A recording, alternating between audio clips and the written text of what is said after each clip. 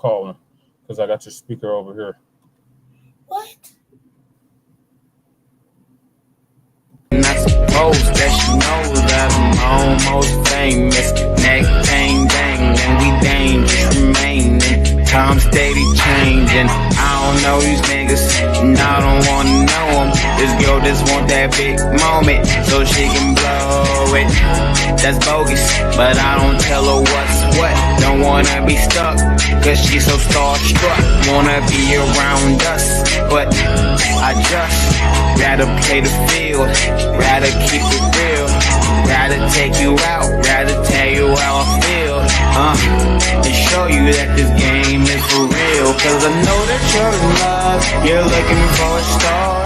Walked all this way to find a man with a car, hanging at the bar, champagne, caviar. No, you never seen a nigga like this,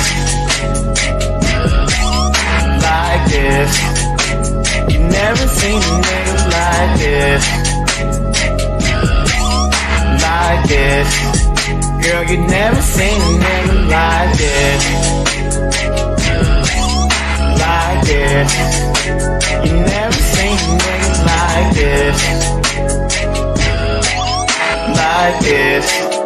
Girl, you never seen a nigga like this. So quit it, you spend seconds, hours, minutes working on your fitness for a nigga to witness. Go quit it, I ain't tripping. You ain't the baddest bitch I'll ever meet. The homie said he already beat in the backseat of a Honda Jeep. So the whole shit you can really keep him so cold on him, so cold on him. You homies in the feds, cause bitch niggas done told on him. Seen them boys in the streets and did a lot more than just stole on them. Niggas know the pen when they feel the heat of that stove on them. Send the hell the Lord don't want them. Run these girls from church Sunday morning. Saturday was out pouring. Show me a worthy opponent. Show me a match. No nigga, I face mine. Now my mind, no hang time. That's MJ on the baseline. Girl, I know that you're in love. You're looking for a star. Walked all this way to find a man with a car, hanging at the bar, champagne, caviar. No, you never seen a nigga like this.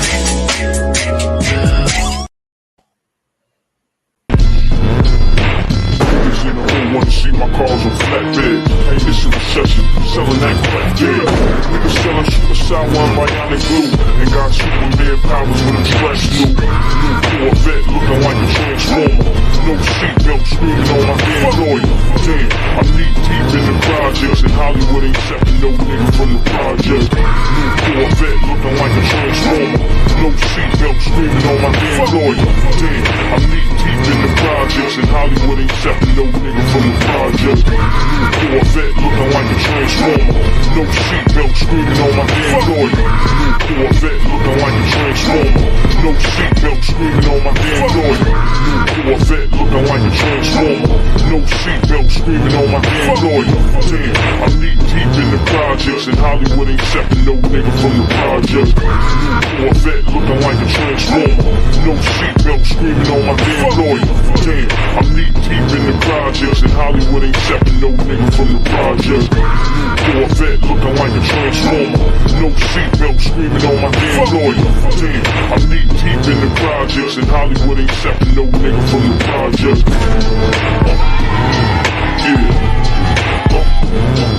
Yeah. John Dillinger shit.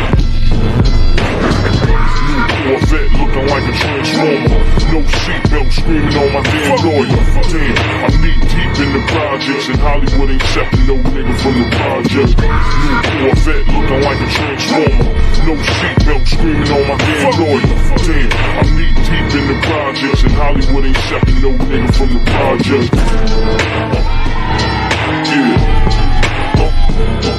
Yeah. John Dillinger shit. Niggas in the hood wanna see my cars on flatbed. Hey, this is a recession, selling that crack dead. Niggas selling super sour and bionic glue, and got Superman powers when them scratch new. New Corvette looking like a transformer. No seatbelt screaming on my damn lawyer. Damn, I'm knee deep in the projects, and Hollywood ain't accepting no nigga. You supposed to some people be growing till at least 25. All right, hold on. I gotta put the damn countdown on. We gotta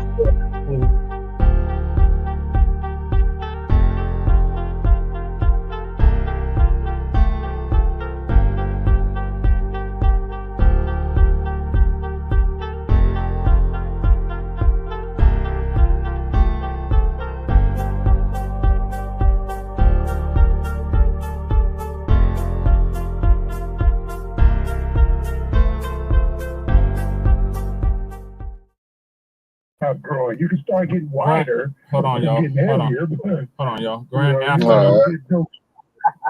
afternoon. Hold on, I got Ramel and Tyrone on the speaker. Hold on, y'all. Go ahead, Jesse. Grand afternoon, grand risings. Thank y'all for tuning in to another episode of the Front Line Blacc News. I'm your host, Chan Krumah. This is actually part 2 of last night's episode because we didn't get through all the topics. So we're doing a part 2 this afternoon. And I'm joined with my other host, Lady Che, and our West Coast correspondent, Shabaka Sankoria, Shabaka's Black Experience Enhanced. Also, our anchorman, Ramel Understanding, is also joining us, along with our investigative reporter, Tyrone. And on yes, sir.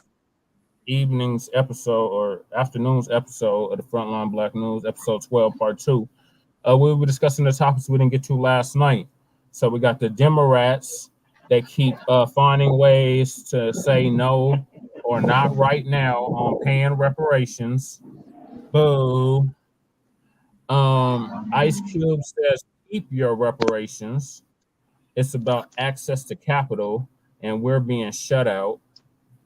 Dirty South legend Big Pokey from Screwed Up Clicc dies on stage. Houston legend Big Pokey dies on stage, RIP. And then our Unhoused neighbor news and our Unhoused neighbor sweeps. So wait. Can I say something real quick? Go ahead, Lady Che. Start us off. Before we get into the topics, I lost my voice, so I won't be doing a lot of talking until the very end, except for maybe a quick commentary. And I'm just gonna go off camera because I was looking for, so they pull all this hair up. So if you can hear about that, it's really hard to hear. Can you hear me now? Can you hear her now? Can you hear me now? A little bit. She needs to speak up a little bit. Turn the volume on. Jesse, tell her I lost my voice. She's basically saying she lost her voice, Ramel, and she's not going to be speaking too much because her voice is out until the very end. So we get to the Unhoused neighbor news. Well, good to hear from you, Commander Major. Word. All right. So, okay. Hi, Shabaka. Hi, Ramel, Tyrone. Greetings, Shabaka. Can you hear me? In City, yeah. Okay, all right. What I'm trying to do, man, is connect this damn Bluetooth, man. But it's been, hold on. Yeah, Sin City is hot so far, and it's creeping up to about 95 degrees. Oh, it's about 80 here. And I'm trying to hook up this Bluetooth. Yeah, and I'm trying to hook up this Bluetooth right here. And okay, can y'all hear me? Yes. Okay, yeah, you're hearing me on the speaker, but I'm trying to. Yeah, okay, man. This damn thing is tripping, man. We can hear you, Shabaka. Hold on. We can hear you, Shabaka. We can hear you, Ramel. Go ahead, Ramel. Tyrone, introduce yourself. Yeah, my name is Ramel. My name is Ramel, the fellow, the angel of peace from the east. Understanding, understood in the neighborhood. Bringing the hope without the double picture front line campaign. The root to the fallen soldiers. I'm on military time. I'm on military God because I'm utilizing my military mind. The Black Imperial Army has arrived. Yes, sir. Yes. So, introduce yourself, Tyrone. All right. Investigator. Yes, this is Tyrone, a.k.a. The Sword, a.k.a. the Master of Reality, and a.k.a. hitting you with this reel every day. And I'm going to be here 24/7. I got revolutions on every level. So peace. Peace. Thank y'all for joining us. Shabaka, can you speak now? Oh, he's pinning over. Yes, sir. This is Shabaka Sankori coming to you from Sin City, Nevada. You know, I'm the co-producer and the co-host of Shabaka's Black Experience Enhanced, and we're doing our episode Tuesday night.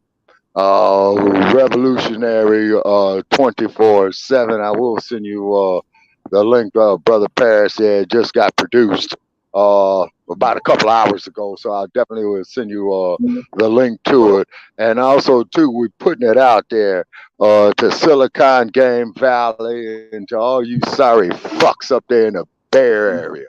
You bastards are shadow banning us is because, you know, we don't endorse your agenda, okay? You have your human rights.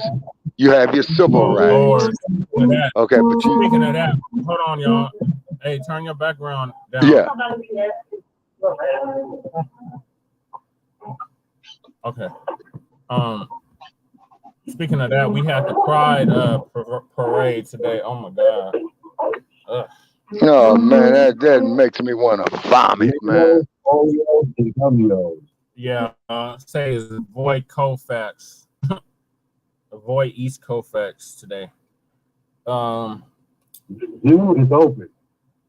Yeah, the zoo is definitely open. As Shabaka was saying, Yeah, they that's got their human rights, got the right to finish what you were gonna say, Shabaka. Yeah, okay, they got their human rights and they got their civil rights. We don't want to see their sight. Yeah, but they don't have the right to force that shit on our children, man. Okay, I'm up here having some problems with some acoustics right here because I'm trying to get this Bluetooth on. Just bear with me. Okay, you can still hear me, right? Yeah. Okay. All right. Let's see here. All right. I'm going to try to do it again. Okay. Yeah, don't force feed our children the bullshit. Right. No indoctrination for the black population and the black nation. You know what I'm saying? Right. It's man, woman, child. Okay, can you hear me? All day, every day. Yes, we can hear you, Shabaka. Okay. Now, how come you guys are not coming through the Bluetooth? I don't know. We hear you, man. But we hear you. Saying anything. Yeah. Yeah, we hear you, Shabaka. We're hearing you, Shabaka. Okay, yeah, okay. Okay, but you hear me through the speaker. Okay. Yeah. Yeah. Hold on. Just give me a minute here. I'm trying to figure this shit out. Okay. Okay, okay, wait a minute. Okay, can you hear me now? Yes. Yes. Okay, now I wonder why, man, my damn computer systems has been all fucked up all damn day. Because I should be able to have you on this Bluetooth. I think okay, hold on. Yeah, just talking the phone. Yeah, I think you're right. Yeah, hold it. Going back to the headset. Bear with me. Going back to the headset. Damn. Yeah, so the indoctrination is messing up the black situation, and it's turning everything upside down. People don't know which way's up, which way's down. And, it's on some bullshit, man. People are confused. Don't fall for the banana and tailpipe. That's right. Right. All right, so we'll get us started. And they're confused badly. The first topic is these damn Democrats. These Democrats keep finding ways to say no and not right now on paying reparations. So shout out to Phil Scott.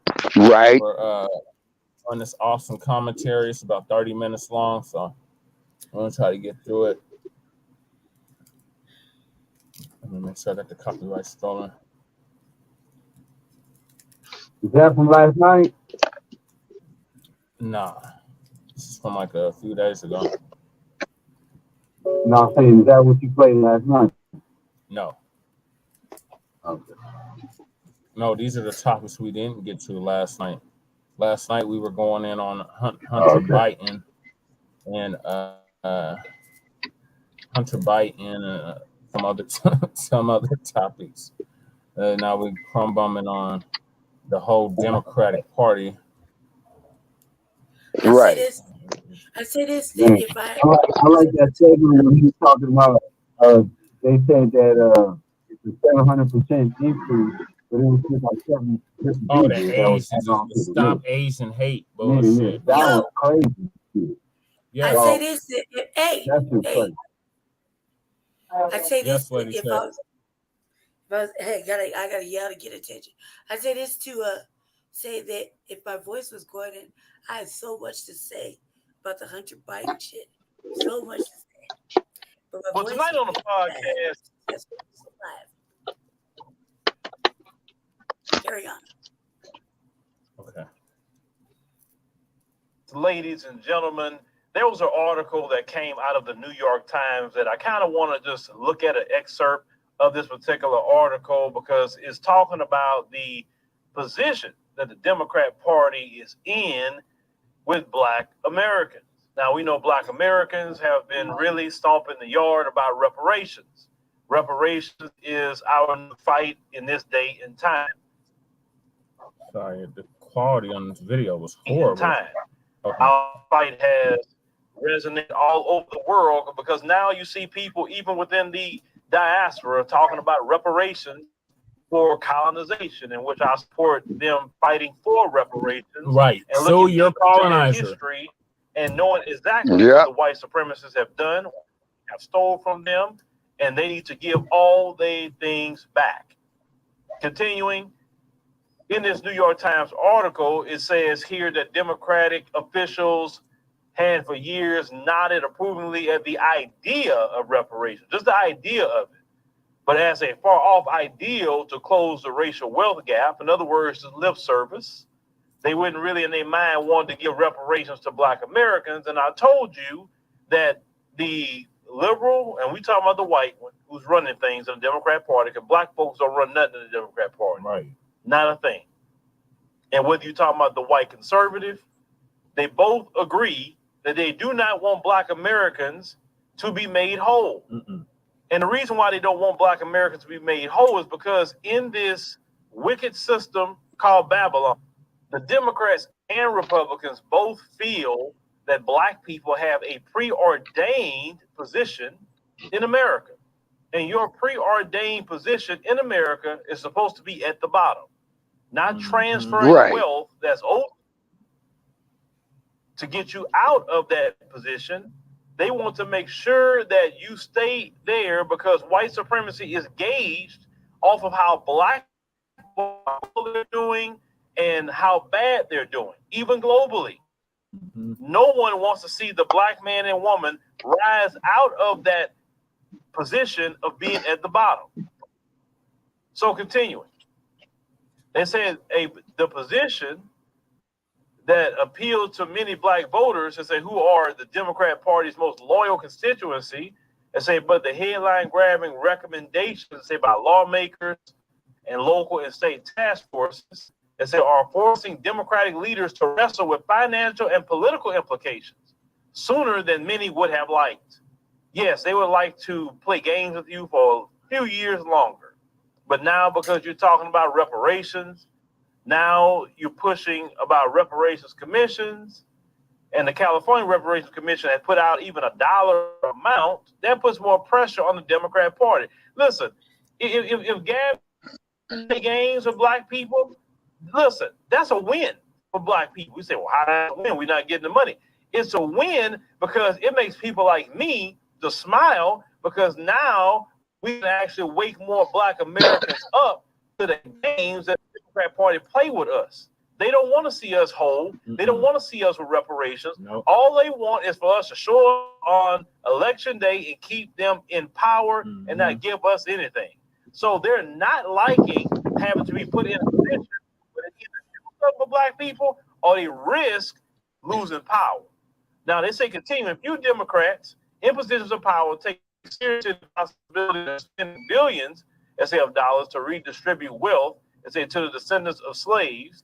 But that reality is putting party leaders equal to retain black voters in the uncomfortable position of finding ways to say no, or not yet, or to change the subject entirely, pending some dramatic improvement in the economy. See, in the past, that kind of worked with black people. Well, we just got some hope and change. You know, you got to have some hope. We got to hope some change is going to come. And we just can't do it just yet because this issue. Well, just wait a little bit and wait and wait and wait. You wait from administration to administration to administration. You waited from cycle of Congress to cycle of Congress to cycle of Congress. You waited, you waited, you waited, and you waited long enough. And the Democrats know they can't do you wait no longer. Now there's billions of dollars in Ukraine. They can't tell you to wait no longer. Right. When they're spending billions of dollars for people that are just coming across the border into American cities, while they're not prioritizing American citizens, they can't tell you to wait no longer. And they know this. Yeah. It's becoming a problem for them because, see, we live in a time period where we can go look at what you're spending now. We can go look at who vote for what now. It's not hidden like it used to be back in the day. Understand? The Democrats know they are in trouble.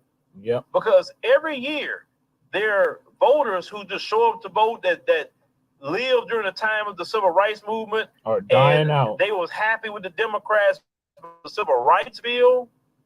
Though that group of voters every year are dwindling because life is happening. In other words, people are passing away. So today, the people that's talking now are saying this. The civil rights bill, great as it is, we need reparations. Reparations is going to be what we need to make it complete. You can't tell us about the civil rights bill. You can't tell us anything about it at this point. We got to have reparations because black people are suffering in this country. Right. And a lot of black Americans are saying that if you don't give us reparations, then we have no reason to go show up and vote for you. None. Because you got no problem giving money to everybody else. Why not the black American? Now continue. And it said California task force reparations. I can answer about 5 of those questions. Add up to 1.2 million each. It said compensation for the state's long history of housing discrimination was outlined in this report. But Governor Gavin Newsom, a Democrat who signed the law setting up the task force, dodged the issue of cost, declaring that reparations are about the cash payments. Oh my God. Gavin Newsom cannot tell black people about anything about our lives because in this country, cash is king. Exactly. And you need cash to make things happen in your life. Facts. And then not to mention the fact, if I may say, about the current governor of California, Gavin Newsom, 2 things.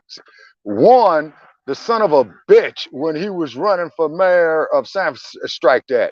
He was the campaign manager. They get a settlement in the millions with money. They don't get health care. They don't get education. They don't get programs. They don't get a community center. They get money. Right. Look at the situation that even happened with Tasha K and Cardi B. The court didn't award Cardi B an apology. They didn't award Cardi B a community center or health care or education. They awarded her money from Tasha K. So that is a precedent in this country to award people for harm. That's determined. It's not abnormal, but when it comes to black folk in America who have a documented history of hundreds of years of harm, of theft, of terrorism. You want to talk about education when you don't do that to nobody else? Man, please. Now, they say the board, as a supervisor in San Francisco, expressed support for setting aside $5 million in compensation for some residents. But Mayor London Breed, a black woman, a Democrat, has not committed to payments. The reason Man, later for that London Bridge brain dead bird brain helper. Let me tell you something. liberal California, no one stands in their way Right. from doing nothing for black folk. It is a You damn right about that. Democrat-ran state, Yep. just like Texas. Texas is a Republican-ran state. Yep. Democrats can't do a whole lot in the state of Texas. Now, can I interject Just on like something very, very important about that? What the brother was saying? California, Republicans can't do a whole lot. So if they really want to do reparations for black people in California, they can do it. And we got to keep on pressing that and pushing that and saying that. Look That at no one stands in their Pause the way in video. California from doing reparations. Chewbacca can say something. What are you looking at? So goddamn important. Okay. All right, I'm if I may sharing the interject damn on something. solo. Go ahead, Shabaka. Yes, sir. You have to keep in mind is that California Shabaka? is so fucked up. Yeah, can you hear me? I can hear you, Chewbacca. Okay. California is so Shabaka. fucked up. Is What he- is California he would still on the do, screen? He's still on the stream. We're still live. okay. All right, California will elect a Democratic governor, Go ahead, Chewbacca. and it will turn. You can hear me? Can you I hear can hear you. Shabaka? Yes, I paid attention thoroughly. Okay. Yeah, I hear you all, I can't but hear I just want to Shabaka. know if you can hear me. Yeah, we won't hear Yep, about that me at and all. Ramel are obviously paying attention, so we can hear you. Okay. We can't Now, hear what it him. is What are you talking about? okay, because his phone He's is fucked up. pinwheeling. We can't hear him. I'm pinwheeling. No shit. He's not I pinwheeling can't on hear this him. side. He's pinwheeling. Not over He's here. pinwheeling on this side. Well, that's because your side is something's messed up on your end. My side, he's clear. I see his Okay, can you hear me, Lady Che? Yep. I see the mirror. All righty. Everything. We're all pinwheeling now. My internet must be go acting Okay, up. the thing is that you have to understand about California is that California will elect a Republican governor, and at the same token, in the same election, in the same term, will elect a Democratic lieutenant I'm governor. interested in knowing what the investigative reporter had to say. We need Yeah, some that's what I was trying to investigative get. reporter. Jesse, I was I mean, trying to get Ramel, the video. Yeah, I was he going. wants to finish. I was You going need to let to. him finish, cuz. Like, let's have some I decorum. told We y'all can't it was hear gonna Shabaka be a though. half-hour video, Oh, he can't. and then He we can't was hear gonna you. give commentary on it at Ramel the can't hear end. Chewbacca either. I can't. Okay. No, we can't hear him at all. Well, your thing needs to reset or something because I can see from your screen he's pinwheeling.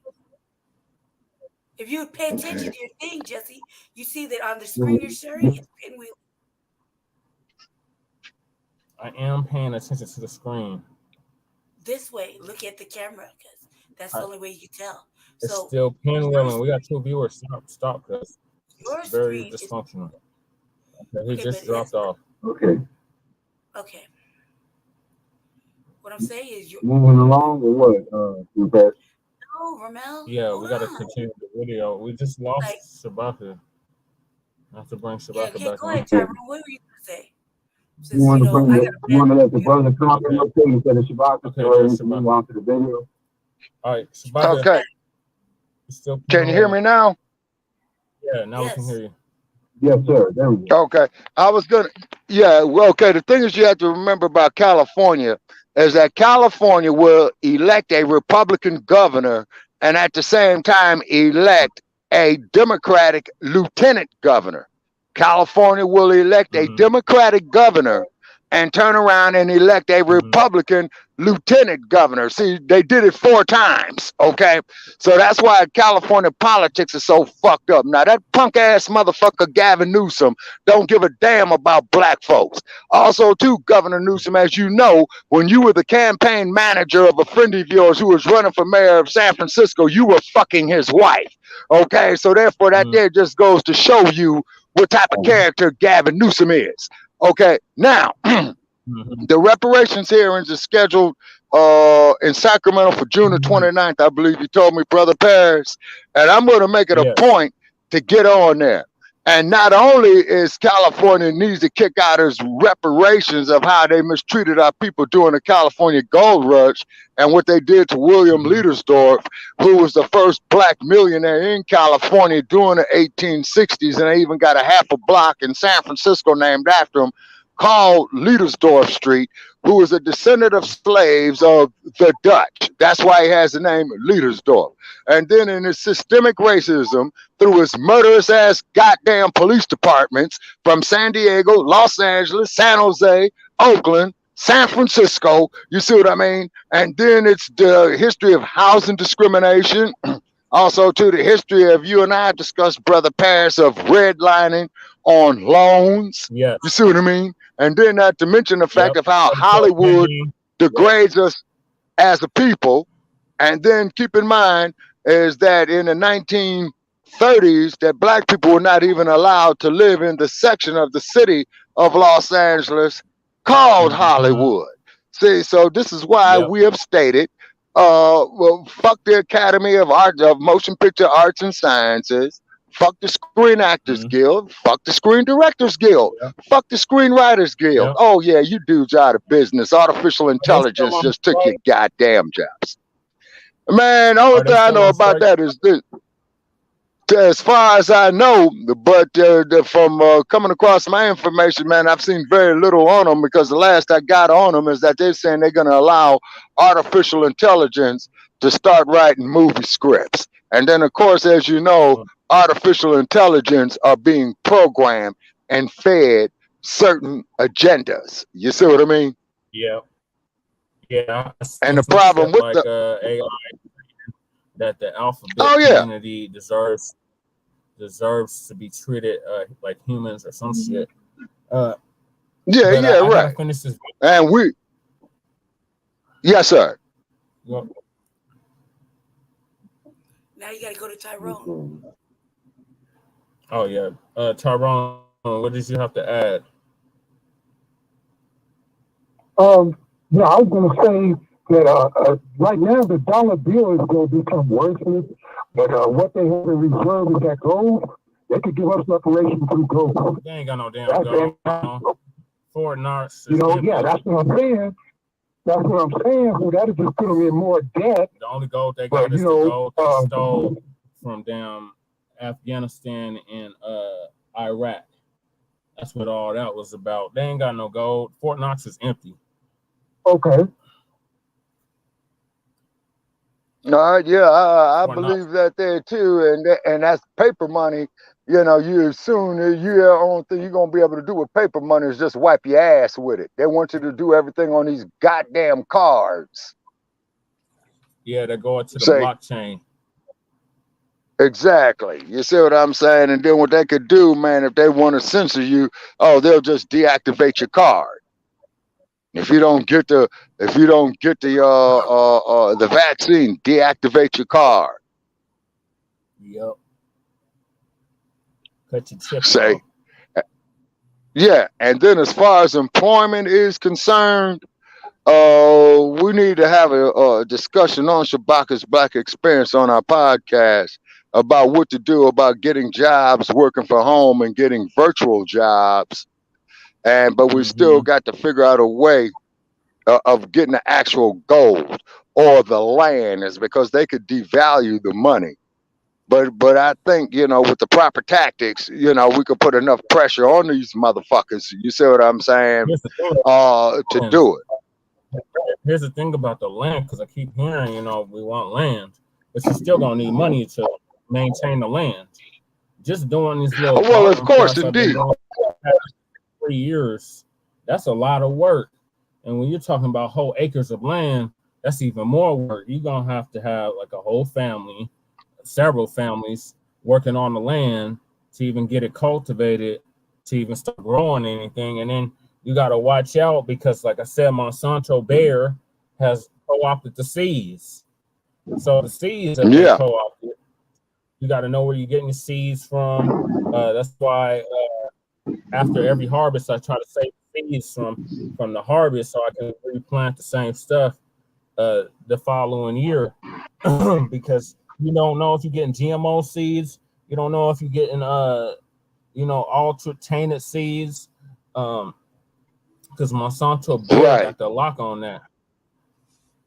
Right. And then keep in mind, though, too, Dr. Umar Johnson, he did a video like in the last couple of weeks on that about how old Bill Gates is getting the seeds where he's changing the RNA inside the seeds himself.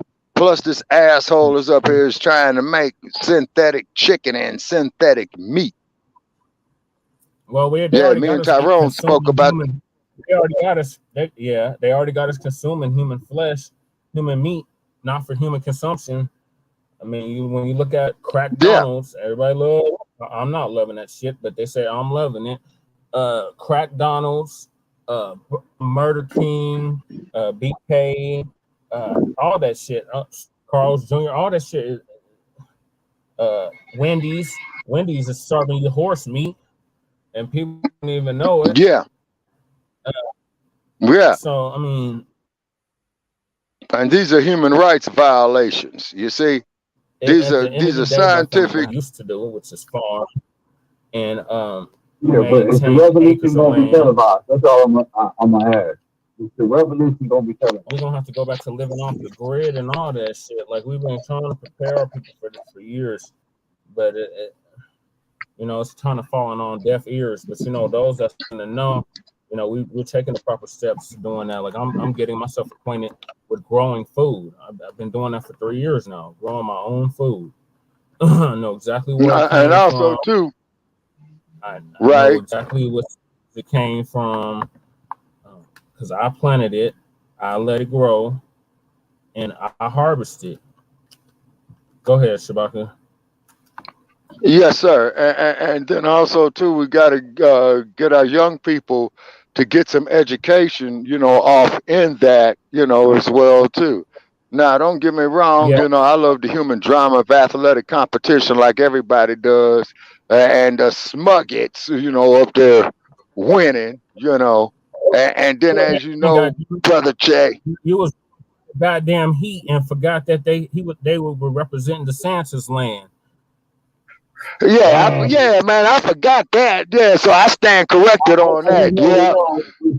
Yeah, man, you know what I'm saying? And I forgot the damn Heat was down there, man, with the Santa's lands and toilet dump and all that old shit. I'm gonna start calling the dump the tidy bowl, man.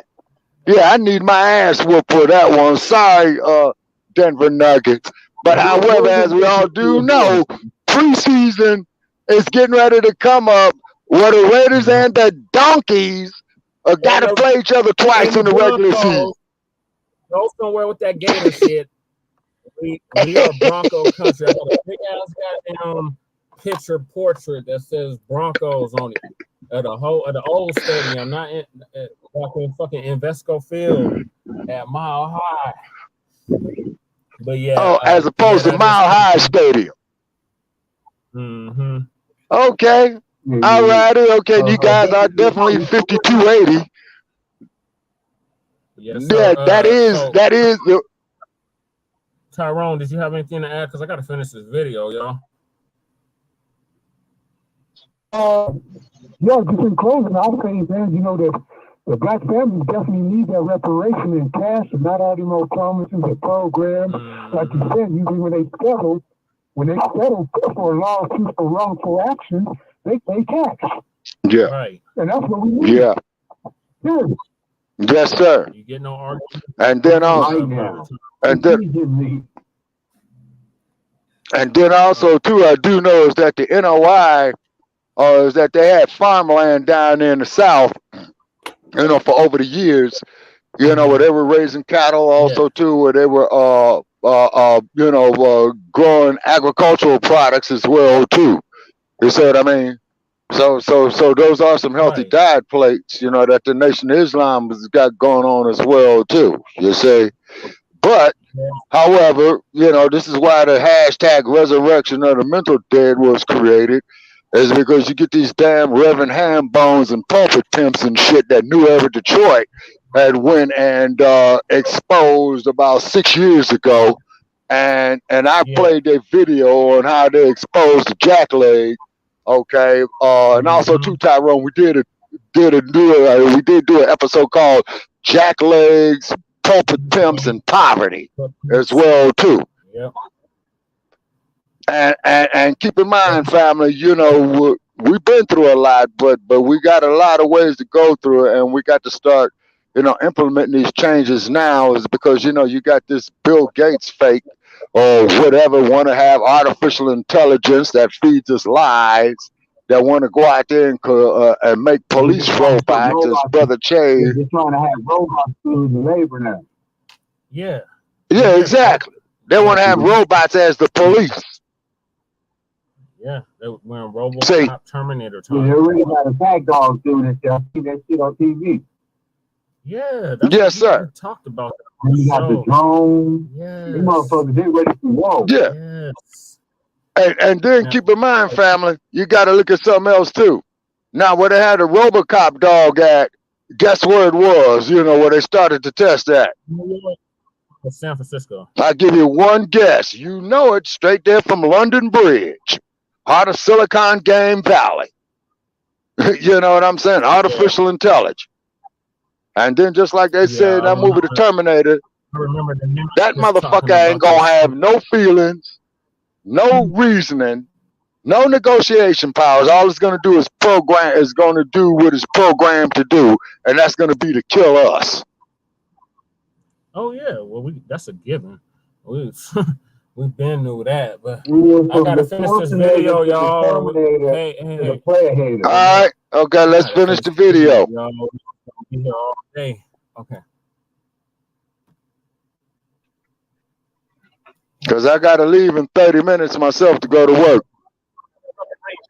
They don't want to do reparations in California is because they don't want black people to be made whole in California, and they are anti-black racist. I told y'all, if you're against reparations, I've said that. I don't care what you coming up with. You're anti-black racist because you ain't said nothing about anybody else that your tax dollars going to. You're only saying that because you don't want black people to have nothing. You want black people to have that preordained position and staying at the bottom.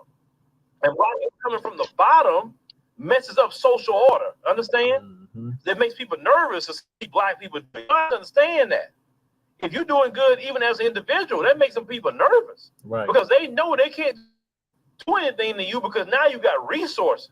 Understand? And when you have resources at your disposal, they got to approach you different. They can't treat you like treat a black person who have no resources, no nothing.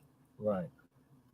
Think about it, if black people had resources, we wouldn't be in this position. Talking about mass incarceration. If you look at the majority of people that's incarcerated, they come out of households where people are making 6 figures and above. No. They didn't come out of households where people making 75,000 and above.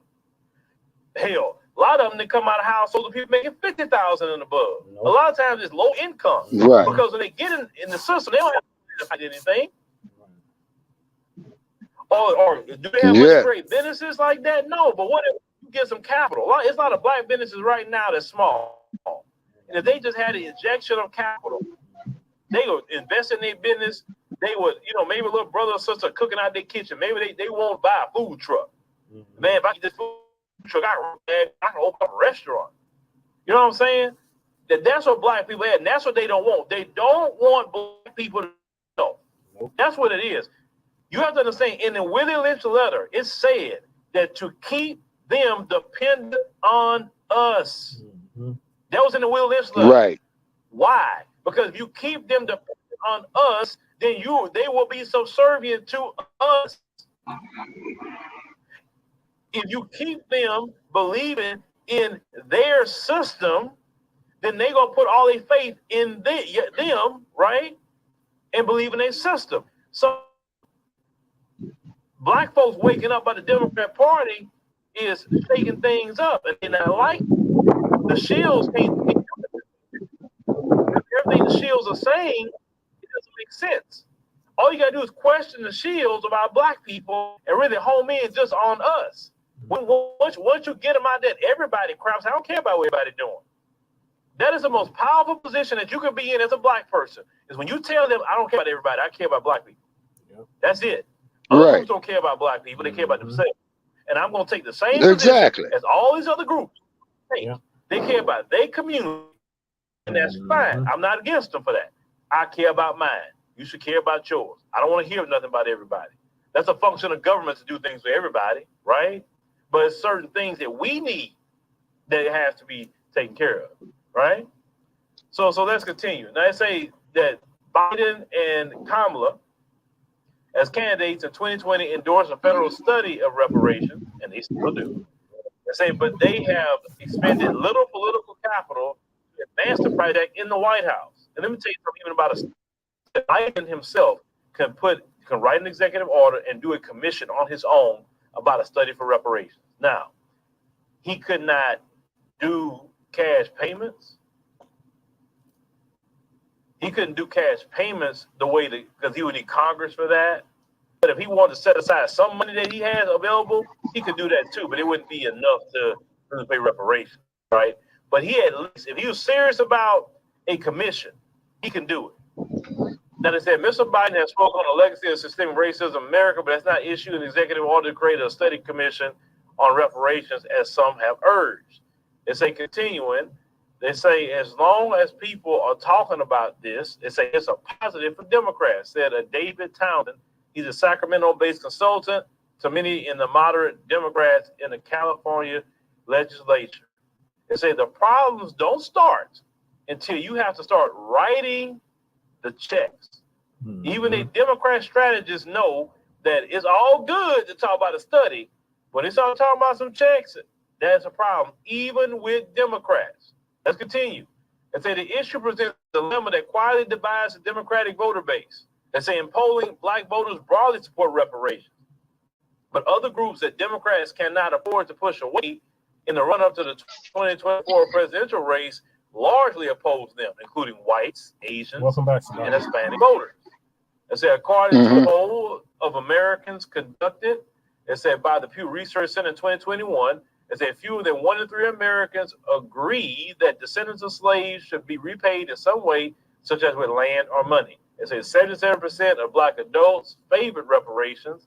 Only 18% of white adults did so. Among Hispanics, support was 39%, and among Asians, 33%. About half of descendants of enslaved people compensated. They say while only 8% of Republicans agreed. But let me tell you something. We don't need nobody to be approving of what we need as Black people when it comes to reparations. Remember, the majority of the country did not approve of us getting off of the plantation. So if we're going by that, then we should be still enslaved, right? Who cares what everybody else say? But the Democrats is in a bind, and that's good. They're in a pickle. Reparations is the Achilles heel also, brothers and sisters, to find out if you really have an ally. You see, what they try to do is say, oh yeah, we allied the Black community. The litmus test is reparations. Ask them, do you believe Black Americans should receive reparations in the form of cash payments? That's going to let you know if they really your ally or not. Because even a so-called fake liberal, and when I say fake, I'm talking about a fake liberal ally, they cannot, you hit them in the soul when you ask that question about reparations and cash payments. Because deep inside, a lot of them don't want you to have it either. Understand? That you want to talk about the conservatives and Republicans, they just out with it. And that's why I respect about anybody. I respect anybody who's open and honest and out with it. Just like I was talking to my daughter about that the other day. We were talking about racism. I said, I respect the Klan member. I respect the neo-Nazi. I respect the Proud Boys and anybody that come out and say, I don't like Black people like that. I don't want them around me. I respect them, and I could actually have a decent conversation with them. Why?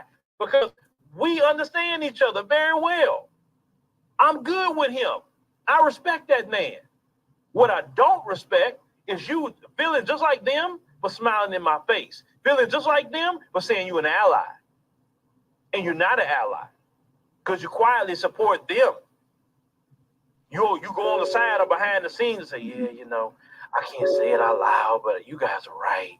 You know, I mean, yeah, these Black people, they get too many rights. And, all this diversity crap. They just tuning in from Germany.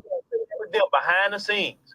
You'll be going out giving them that's money good. behind the scenes. But when you come out, I'm an ally of the Black community. Oh yeah, George Floyd, Black Lives Matter. Oh, it's so bad it happened to Black. Listen, I know you. I told you. Most of Black America don't know you, but I know you. Mm-hmm. I got your number, and I try to inform my people every day and teach them, even globally, what you do and how fake and phony and snakish that you can be. I got my people over there that's messaging me, learning this history, learning what happened, and believe what happened in countries. And I tell them, they come over to your country, smiling in your face, talking about they're going to help y'all. Black people, and you never see them helping Black people. What's that about? And my brothers and sisters over there are starting to think. They're starting to think and say, why are they walking hand in hand with a Black African child? Yeah. That's weird. See, they're waking up over there too. One thing I love about us as Black Americans is that we have been the trailblazers to help push different things for our people globally. And I believe God has anointed us to do that. And we got to take that anointing that we have from the Lord and use it in the right way. Because if we do reparations, well, that's because we're the original man. Yeah. Well, we all are from the diaspora. We're the original man. I mean, I appreciate the brother recognizing that. But that narrative needs to be pushed more so because we're the original peoples. We are the original peoples, but what he's saying, Shabaka, is FBA has been the catalyst for all these revolutions the past 300, 400 years at least. Okay. Across the globe, not just in America, but across the whole planet. We've been at the catalyst for all these movements in all these predominantly Black countries around the world. Okay. Now let's Did 5% start in America or abroad? America, because 5% of the slaves made it to the United States of America. 85% are diaspora, and 10% died at sea. Okay, gotcha. You were in the class with me, parents. Don't you remember? Like that? Yeah, that was. Okay, now let me ask this question.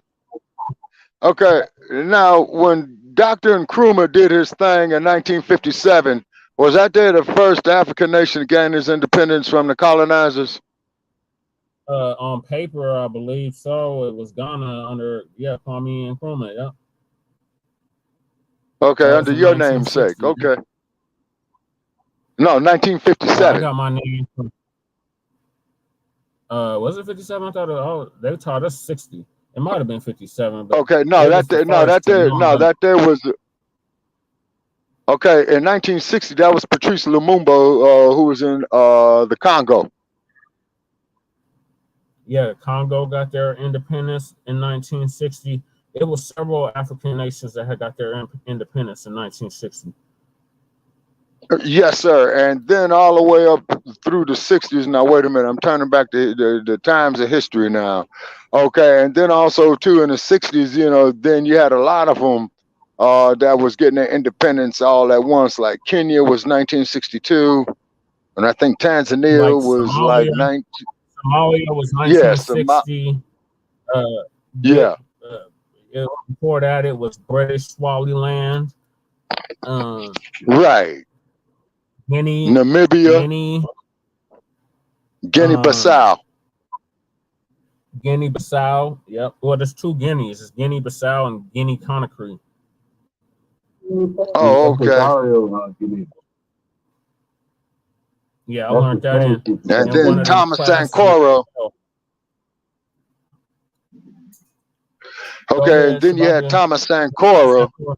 Yeah, because I remember the day Thomas Sankara got assassinated in 1987. I was on the headlines of the LA Times. Yeah, it was Somalia and Nigeria.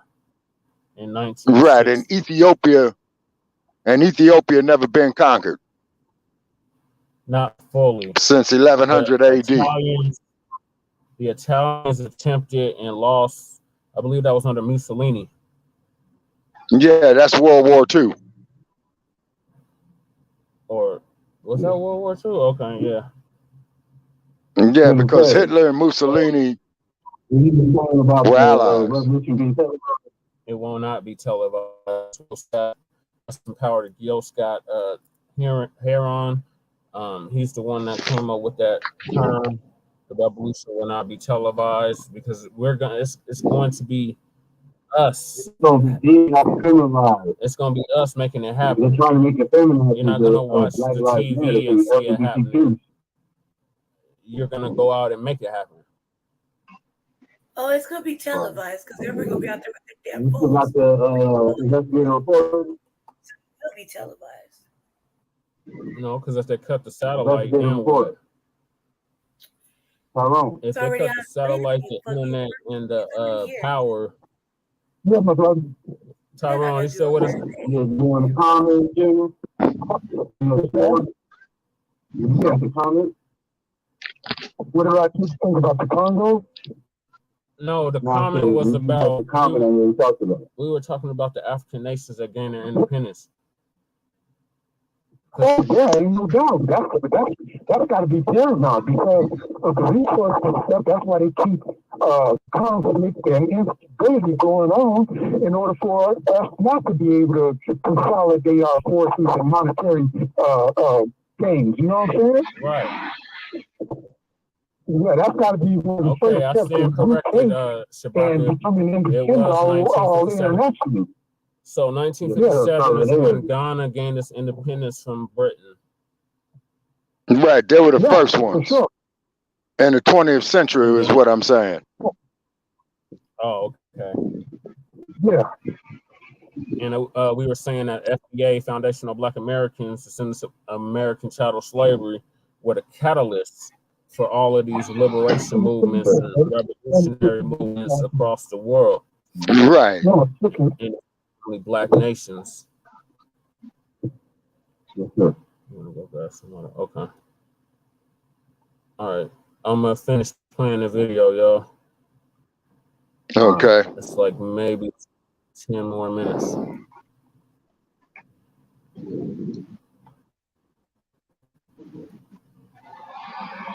Okay, and I'm gonna have to leave in about 20 minutes. It's better to be by standing on your own 2 feet for your own. They're weak, and we know this. All they can be is a lackey and a mole. That's the only thing they can be. But the Democrats got a problem. For sure. And it is good. This is a good position for them to be in. You have every right, like America, to say, you either give me reparations or I'm not coming out and voting for you. Sure. I don't care about what the Republicans talking about because you the one been getting our votes, 87%, 90+%.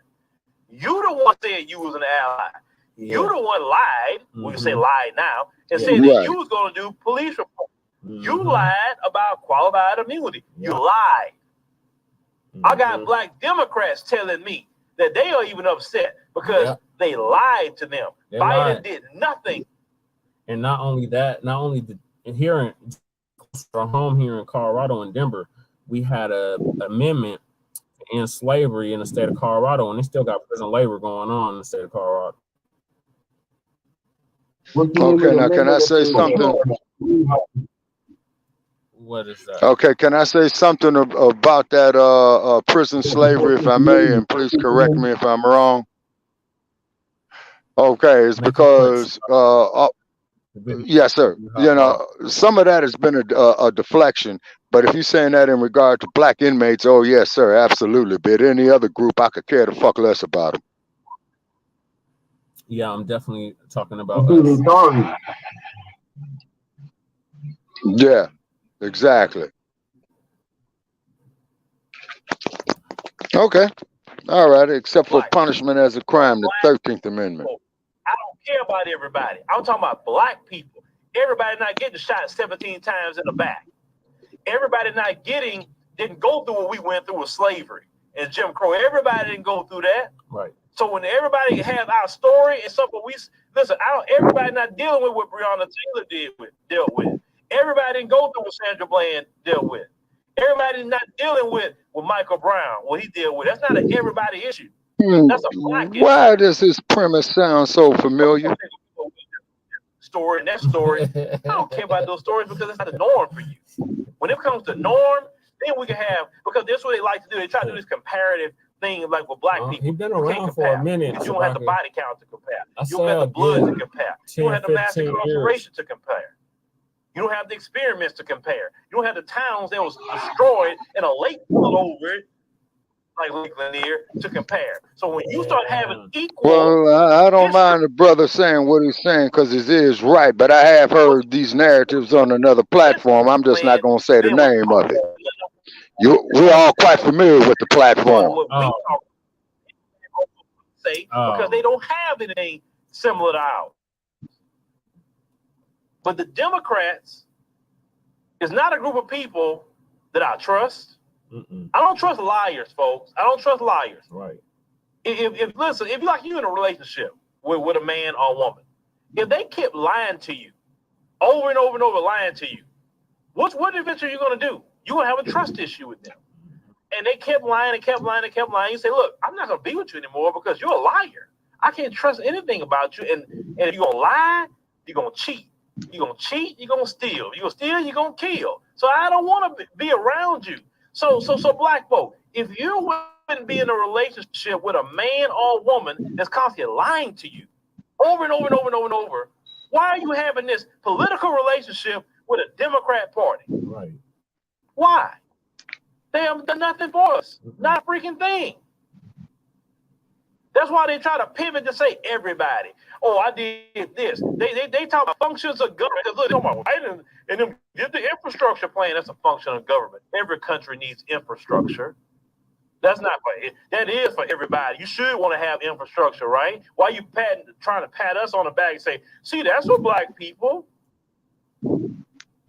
They'll tell you, well, we did some regulations about clean air. See, that benefits black people. That's a function of government. When you want clean air, when you want clean water, when you want proper infrastructure, and where's the application of the infrastructure bill anyway? Because you got some airports in the United States that need revamping. You got roads that need revamping, bridges that need revamping. Oh, quick note. We've had all these damn railroad derailments. Trains are flipping over. Whole bridges are falling apart. Disintegrating. A part of I-95 collapsed last week. It's all majority of the country's infrastructure is fucked off. Like 80%. Oh, totally. In an article that like 80% of the country's infrastructure is fucked. Like all China and if I'm Russia or any other superpower compared to us has to do is cut off the power grid and the water supply, and the U.S. is done. But what were you gonna say, Shabaka? Because I know you got to get ready to go. Still got sir. 8 more minutes. Yes, sir. Okay, it's just like the infrastructure of those bridges, particularly that part of the Bay Bridge that they rebuilt that goes from Treasure Island into Oakland. Faulty materials, bolts are busting. You know what I'm saying? And they got all that shit from China. Okay. And now watch them build it over the years. And then not to mention the fact too, is that that affects a lot of people's jobs, particularly if they're in business, you know, doing in the transportation business and what have you as well too. You see, it's because, you know, the American economy is dependent a great deal on the San Francisco Bay Area just off this digital shit. Wow. You see, so we got to build our own infrastructures. And I did a video up there, man, about the power grid structures, because as you know, Brother Che, when I was out there in the middle of the Mojave Desert, man, on the California side as opposed to the Nevada side, it would be nice if we could put solar panels, say 100 square miles out here in this desert for ourselves and direct those power grids straight to the black communities of Cleveland, Boston, New York City, Chicago in the winter months, you know, because it gets, and Denver too, because it gets extremely cold. And there's enough energy out here to do that, you see. But however, you got these ass scratchers and yassa bosses who don't believe that we cannot do anything for ourselves. And just like what brother is saying right here, you know, they all figure that we got to go up there and integrate to get ahead, and that's not true. It's been a counterman to our progress. Yeah. So It really has. Shabaka, the first African country to gain its independence was in 1847, and that was Liberia. Okay.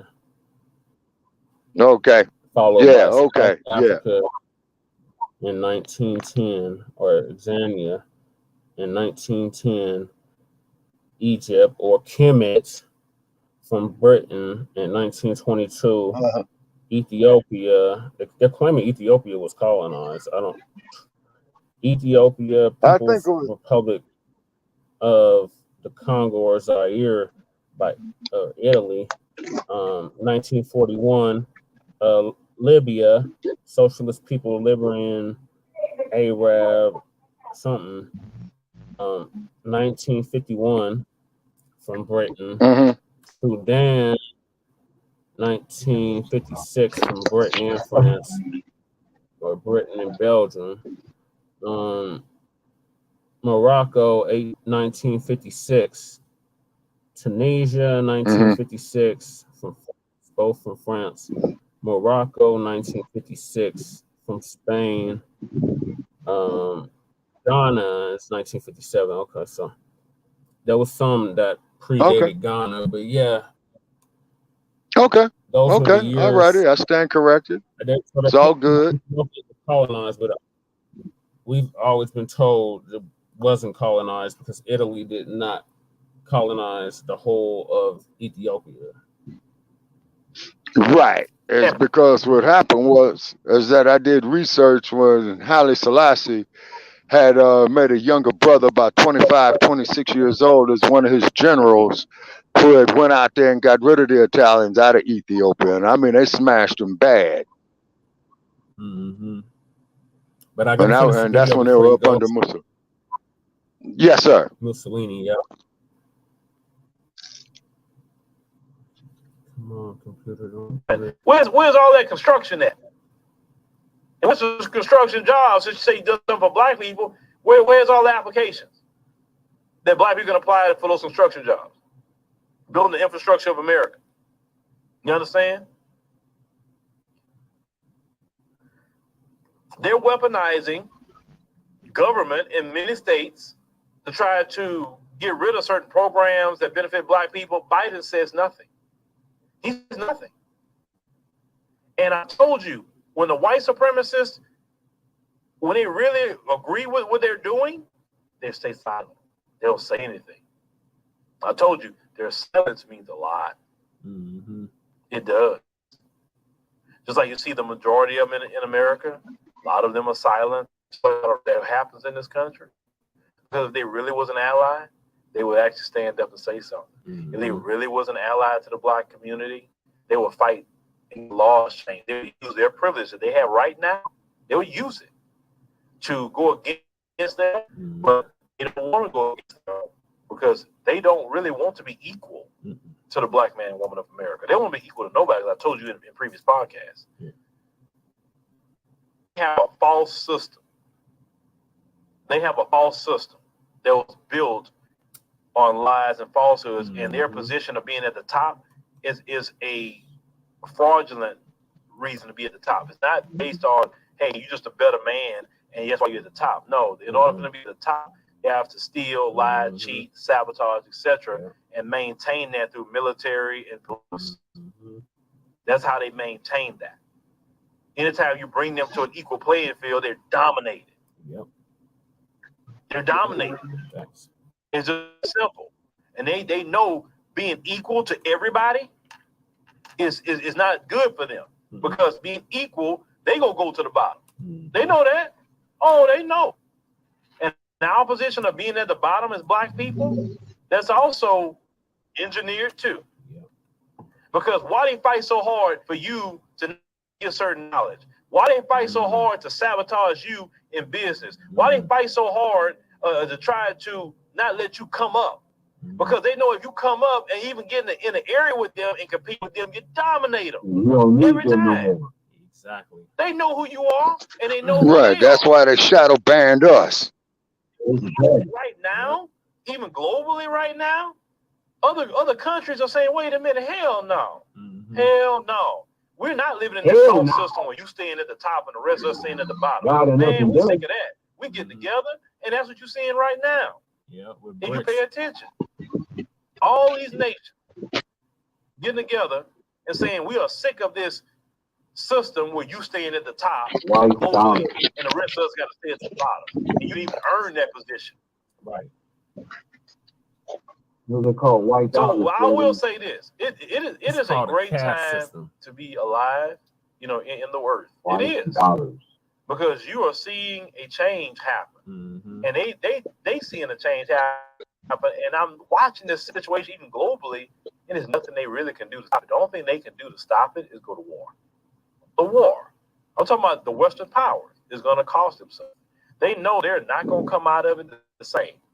They're not, and that's why they don't really want to do any wars right now, because with this alliances that's happening globally, people are tired. They are getting really tired. But that's what I told us. All we gotta do is sit back and watch. We don't have to do nothing. We don't have to do a thing because they're imploding on themselves at this point. But when it comes to reparations, you keep fighting for reparations. You keep talking about reparations.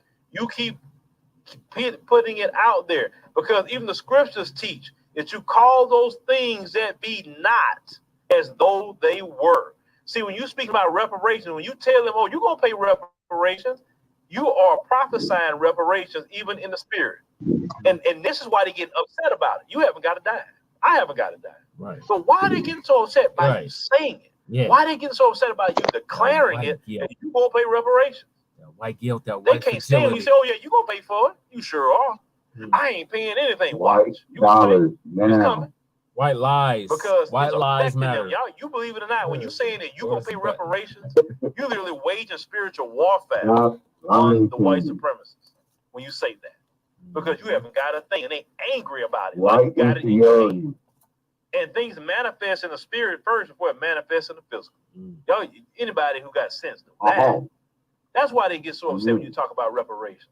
This is why reparations is causing a problem for the Democrats, because you're literally using your voice to wage spiritual warfare. And that's why you got to stay on reparations. That's why they want to change the subject. See, if they get you to get quiet, then you off of it at that point. But no. Stand on your square. Yes. Stand on it. And when you stand on your square, as a black man and woman in America, you're fighting for yourself, you're fighting for your children. We need that.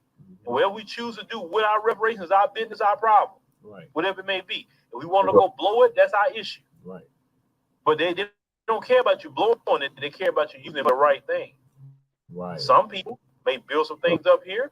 Some people may say, hell yeah, I got mine. I'm out of here. And they surely don't want that. Because I watched the old interview that I made with Brother Armin Robb. May he rest in power. Yeah, listen to him. And he had said something in the interview I never forgot. He said, you sitting right here. Said all the money you spending right now, said is in this country, which I was in Kenya at the time. He said it's not in America. He said, imagine if thousands of people to start spending their money here. He said you really taking away from their economy. So you think they really want that? And realistically, no, they don't want no money. Listen, they loved when actually we went traveling. Think about it. Prior to the pandemic, man, black folks were spending so many billions of dollars a year traveling and doing their things. That means money they wasn't spending here in this country. They don't like that. So imagine if we was getting reparations, what we would do. But as I said before, stand on your square. Keep talking about reparations. Keep telling the Democrats either you give us reparations or you watch how we're not showing up. And stand on the square. Period.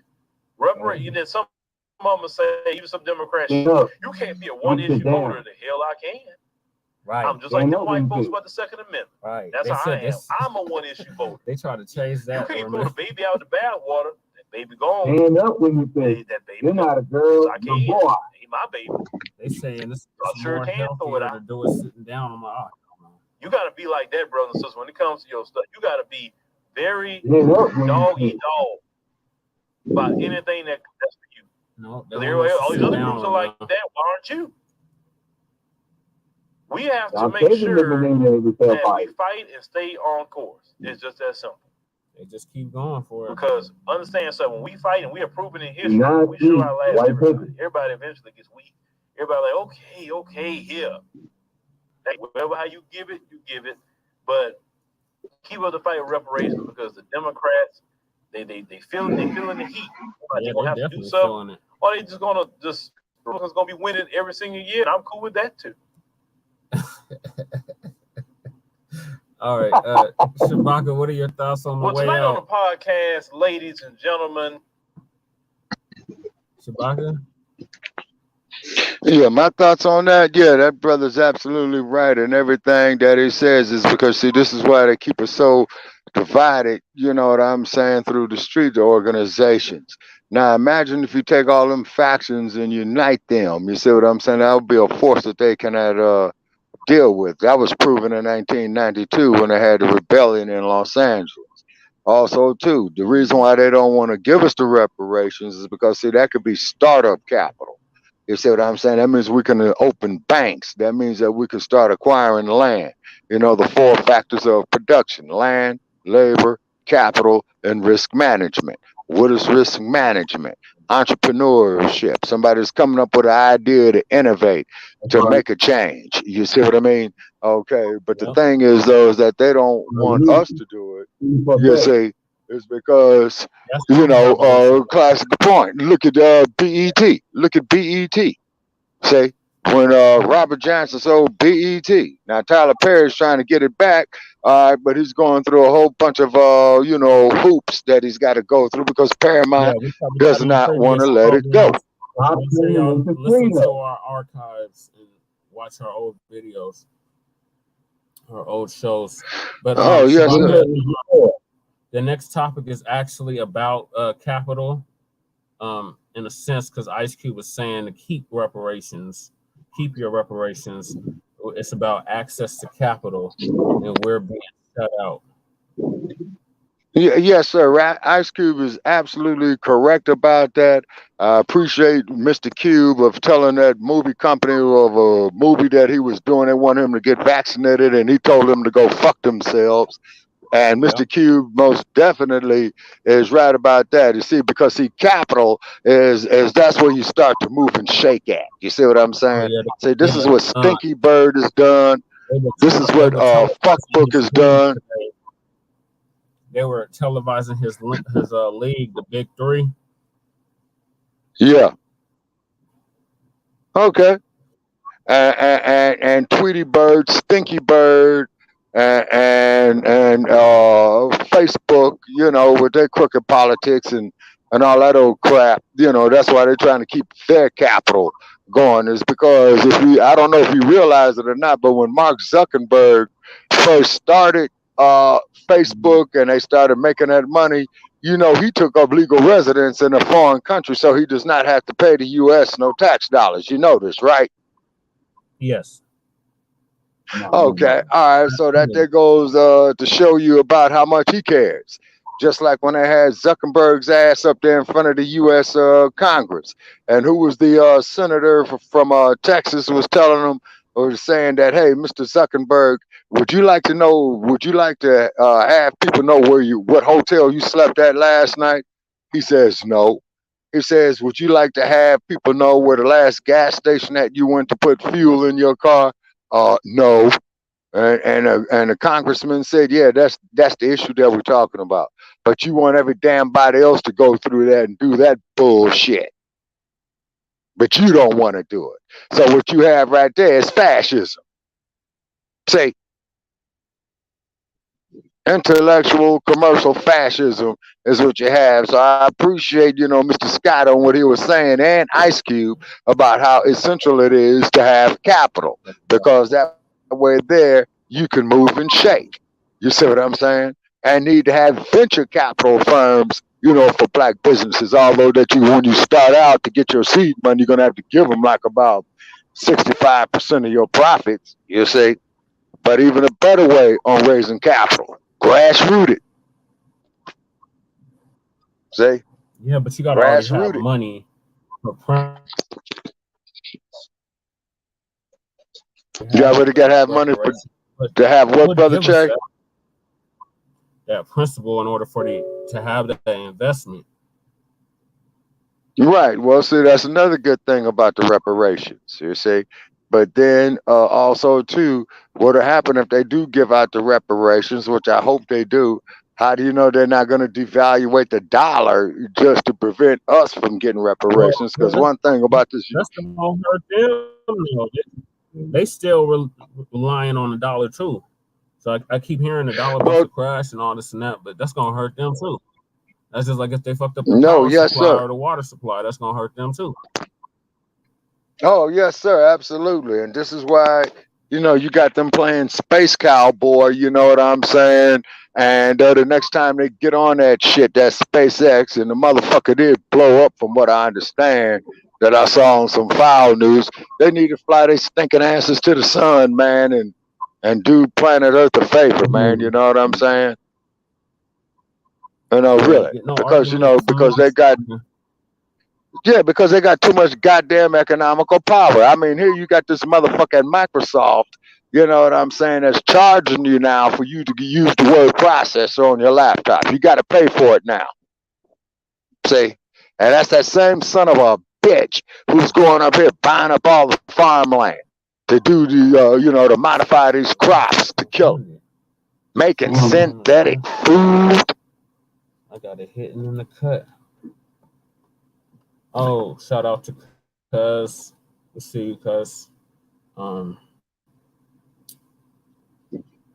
Jihad.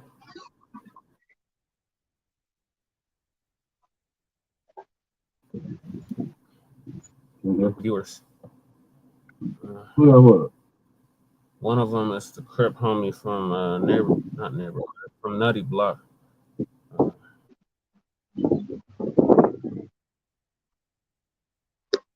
And also too, man, is that you gotta look at the fact. Okay, you got a viewer from Oklahoma. From Germany. Can y'all hear us? We can't see any viewers on this side. Okay. Yeah, I did see somebody checking us out from Germany as well too. Okay, and I'm gonna say this here, and I gotta go. Okay. Go ahead. Oh yeah, and definitely huh? Say what now? No, what is it?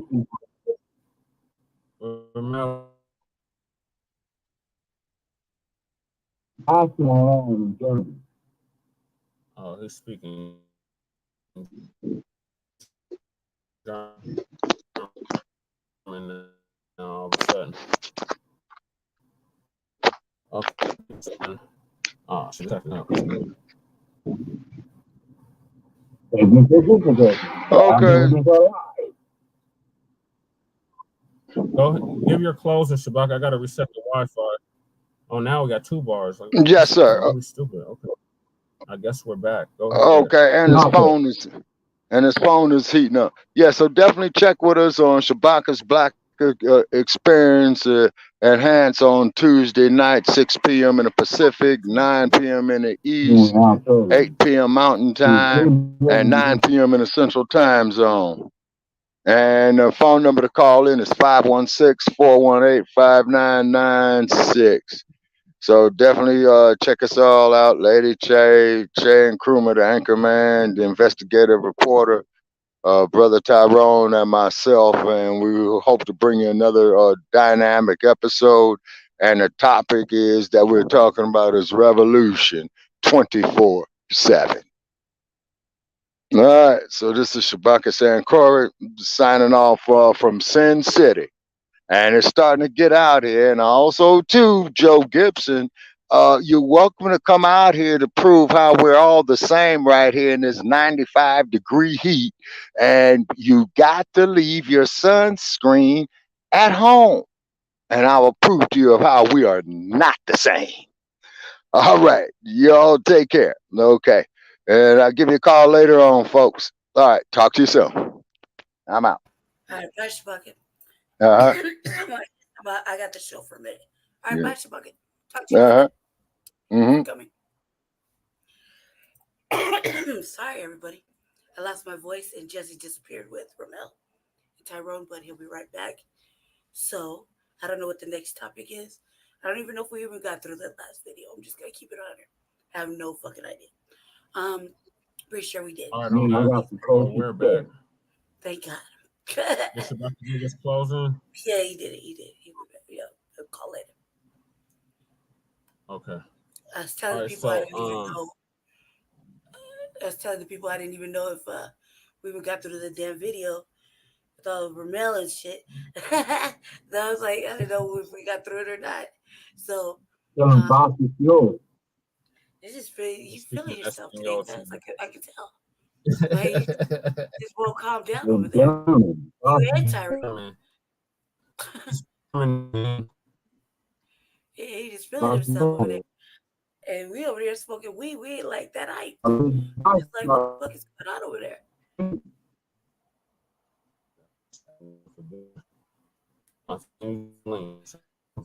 All I know is it's echoing like springs. How you doing? She can't. I can hear you. My voice is just it's just dead. It doesn't sound pretty. It sounds like We still have the young viewers. Yeah, we can talk about it, man, because I'm gonna do an RVA tonight. Are you gonna do the RBA tonight after Tariq? I don't know when I'm gonna do it, Jesse, but you're not invited. How about that? Can I get on the RVA, man? Amazing. She ain't got the speaker, Ramel. Oh fuck, I don't have a speaker. Well, yeah, so I guess I gotta invite Jesse. America. Can I get my closing statement? We're not done, Ramel. I got a whole nother video to play. Virginia Ford fell off. Or whatever. Oh, he did? Okay, well, we appreciate him tapping in. Our investigative reporter. Yeah. I guess nobody.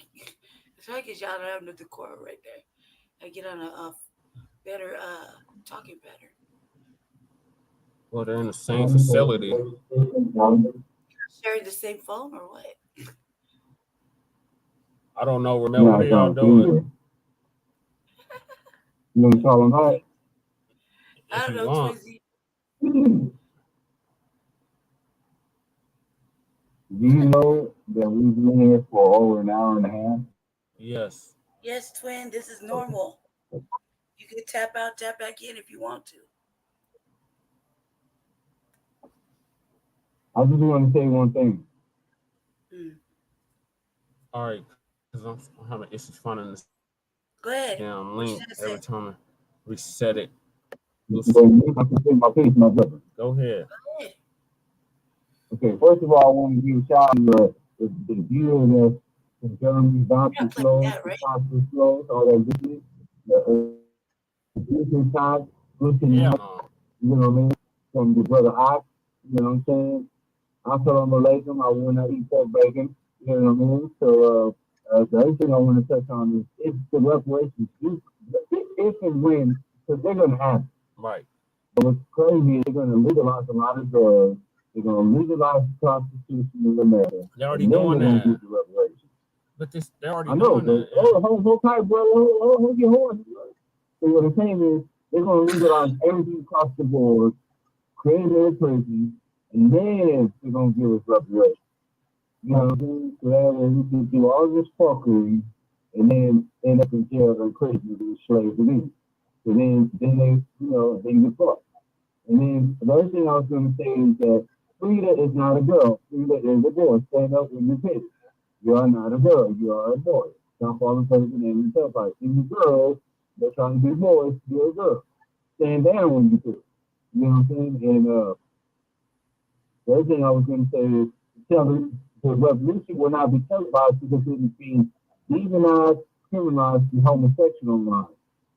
Stop teaching children bullshit. That's what I want to say to you know, stop trying to act like it's okay because it's not okay because some people are confused with being used in the future and using politics. You know what I'm saying about the agenda and the establishment. Mm. You know, maybe that's what I Professor Black wanted Truth to on us. cut off on because That's what Professor Black Truth always says. Power tools. Because you never know. Yeah. So yeah. The truth is, man, top on for the game and tell us stop eating white people. Okay, Romeo. Damn, I'm having the hardest time finding this damn article. You know, the bossy clothes, Gucci not, Gucci top. Okay, now you're speaking it in German. Adidas, sayonara. Adios. This must be a manic day. King, grand, king. What the hell is this? You got a manic day? This is a manic day? Remember? I can dig it if it is. Stop eating white business. He's speaking German because Night. everything sounds in German now. It's shite. Do not eat white business. It's shite. Right. What we should learn is some Amish Dutch. That's what we should learn. Amish Dutch. En español. Fuck the motherfucker. Long ass article. So I'm just gonna read the piece on. I'm just gonna read the piece when he says keep your reparations. So our next topic is Ice Cube, O'Shea Jackson, otherwise known as, says keep your reparations. It's all about access to capital, and we're being shut out. By Sophia Bogle. No, I'm not gonna read the whole article because it's very long. I just want to get to the part about reparations. So that's NWA back in the day. CIP Eazy-E. It's Cube at the barbershop. Barbershop movies. Okay. And my phone is dying. I will call back. Let me charge my phone. Okay. I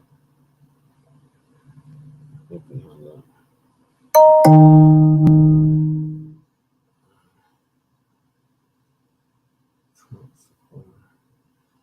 This NWA. That's the movie from the movie Straight Outta Compton. They asked the son about shopping. Okay.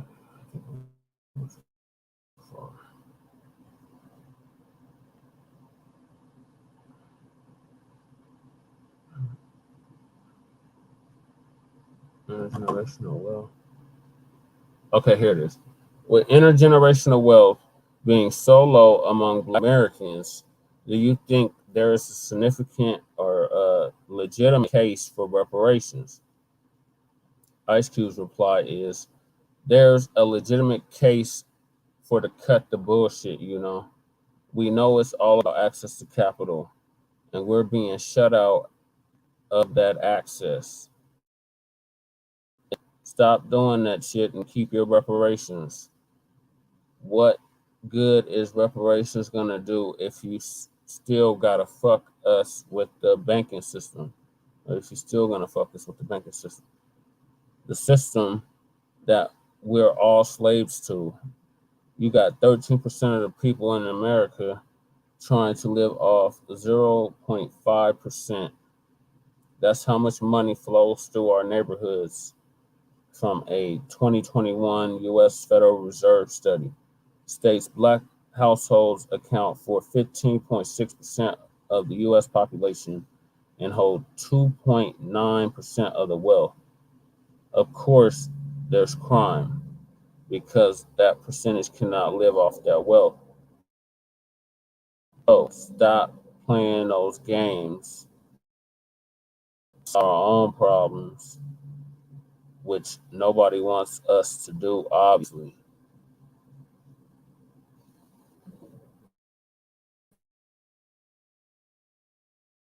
Okay. Still need to cut the goddamn check.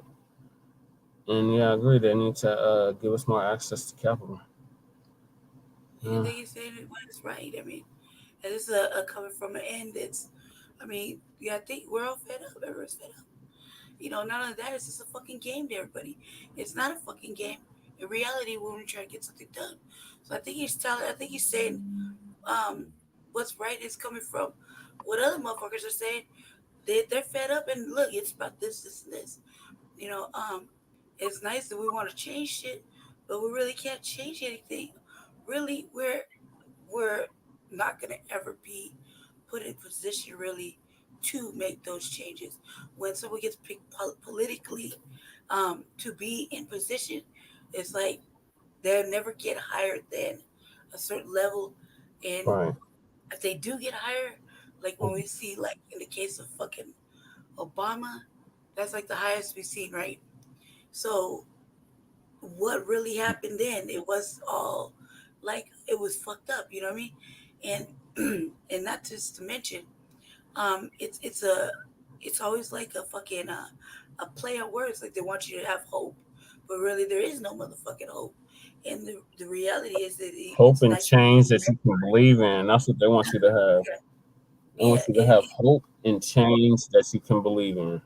right. And they're going off But of fucking. Lady Che, hold it down because I gotta go pay a water bill. So they want you to go ahead. So they want you to think that, like how they'll go revert back to their Bible, but must go ahead, Jesse, about a mustard seed of fucking hope, right? Or this and that. But the reality is, once you get your motherfucking hopes up, then there's someone that'll shut that shit down. You don't ever get higher. Any black politician that gets higher, as high as fucking Obama did, they are bought and paid for, and they have to fucking toe the line. And that line is not on anything concerning black liberation, foundational black Americans, um, any of that shit, any of that black nationalism, anything that's remotely important to black people. A black crime bill, black this, black anything, black. It'll throw everybody else's fucking agenda ahead. And it does that, or it'll distract, or it'll do what we call pacifying situations, like prime example, the shit that with the fucking thing that went in the ocean looking for Titanic, right? I called that shit out. Just as Jesse, we were out, I called all that shit out. Exactly way before they even said it. So as it's going down on the news, I'm like, bam, bam, bam. She might as well pay me, take me to the, let's go play a game of craps or something. That's like it, right? So what I'm saying is that they already know everything's already, they've been playing the long game with us. We catching up, and some of us are not catching up. So this is a playing, turning a blind eye, just pretending or listening or being asleep on purpose. Doesn't fucking even matter at this point. At this point, the way it's looking like we're all gonna be replaced with motherfucking AI technology. We're not gonna have no fucking money. We're not gonna have no jobs. We're barely gonna have any fucking food. Everything's gonna be fucking polluted. It, and it's them that did it, and we've been over here like, whoa, whoa, whoa, whoa. And I wish everybody would, and whoa, whoa, whoa, whoa. The reality is, if you think ahead of all the worst case scenarios, that's what we should project. That's what we should be thinking, that everything is in the worst case scenario. Right now, what are we going to do to get out of that shit? Nobody's going to get hired. Nobody's not going to. We would love to see a motherfucking person get up there and put all our policies through that we need, but they're not going to. They're going to say it. Look at Gavin Newsom. Gavin Newsom played the big motherfucking fat biscuit with fucking California, right? And that's what it should be. We should not be We'll looking at see. Democrats. We'll see Thursday. Right? We should not be looking What at it is, Democrats. 'cause that's when the next hearing is Thursday. Democrats should be getting the motherfucking boot. We shouldn't even be having a fucking discussion.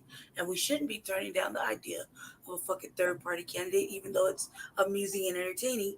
It's not really, because for one time, there was a point in time where people were talking about creating packs, creating this, creating an alternate uh, party.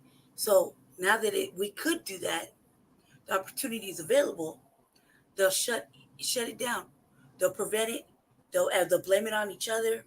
And the reality is, don't fucking look. You got to take yourself out and don't look at it from the left to the right. Just look at it for what it is. You see what I'm saying? Don't look at it from the left is brain, the right, the far right, the far left. Don't look at it. You got to look at it for what it is right at the fucking moment. Make your decisions from there. Because if you got to go pick sides, that's what they want anyway. You're not going to fucking achieve anything. All you're going to do is be more fucking frustrated. Shit ain't going to be done. That's how they win. That's what the fuck they want. And then when it comes time to election season, like, look, you'll watch the news and you'll see the news will be like, yeah, watch the abortion shit. You know, people are trying to rally this abortion cause right now, the reversal, and just to get people to the polls. Shit like that. Which really is fucking stupid. See what I'm saying? So go ahead, Jesse. He's right. Ice Cube's right. I agree. Go ahead. I don't agree about the part about keep your reparations though. It's still a debt that's owed. Right. I don't agree about that. I agree about the capital part. You can't. You really think he, as much money as he has? Do you really think he really means it? You have millions of dollars. Of course, you're gonna say that. You're just gonna say that because you're mad. You gotta look at it from that aspect. When what a motherfucker's mad, like I'm in an outlet hypothetical, like we beefing, I'll be like, man, keep that shit. I don't want it. Secretly, you know you fucking want it, but you're just so fucking mad because the other side is making a bigger motherfucking ordeal out of it. And you're like so fucking frustrated. You're like, man, keep that shit. Go ahead. You obviously need that shit, but you know it's not true, right? Mm-hmm. Like me and you beefing, and I'm like, man, you're like here, and I'm like, you're like, why? We're arguing over. Let's say we're arguing over blood, and you're like, nah, I bought it. I'm like, you know what? Keep that motherfucking blood. I don't give a fuck. But you know, secretly, you either owed it to me or wanted it. But because you made a scene over it, I got upset about it. It was like, man, fuck that shit. Go ahead, keep that shit, right? I'll find another way. I don't need you. Go ahead, right? Same process. He don't mean it. He's fucking frustrated. He's fed up. How could you say that? You mean it. See what I'm saying? Yeah. So how could anybody, even us, right? Even us. Oh my God. I mean, whatever. How could we even think he means it? He's just frustrated. I'm reading. I'm like, he don't mean that shit. You know he wants his motherfucking reparations. Why? Because he's on a lineage. He's fucking creating shit. You know what I mean? For his family. Of course the fuck he wants it. Why would he create the fucking contract of Black America if not for that? He's just gonna say, nah, keep that shit. Nah, fuck that. Give that shit. He's right. But he's also like, look, we need this too. Don't try to pacify us over here with this. Some lowball shit. We need this, and this. We need you to take this shit seriously. That's what it's saying. From the little paragraph. Yeah, programs. Mm-hmm. Programs. The internet's acting really stupid now.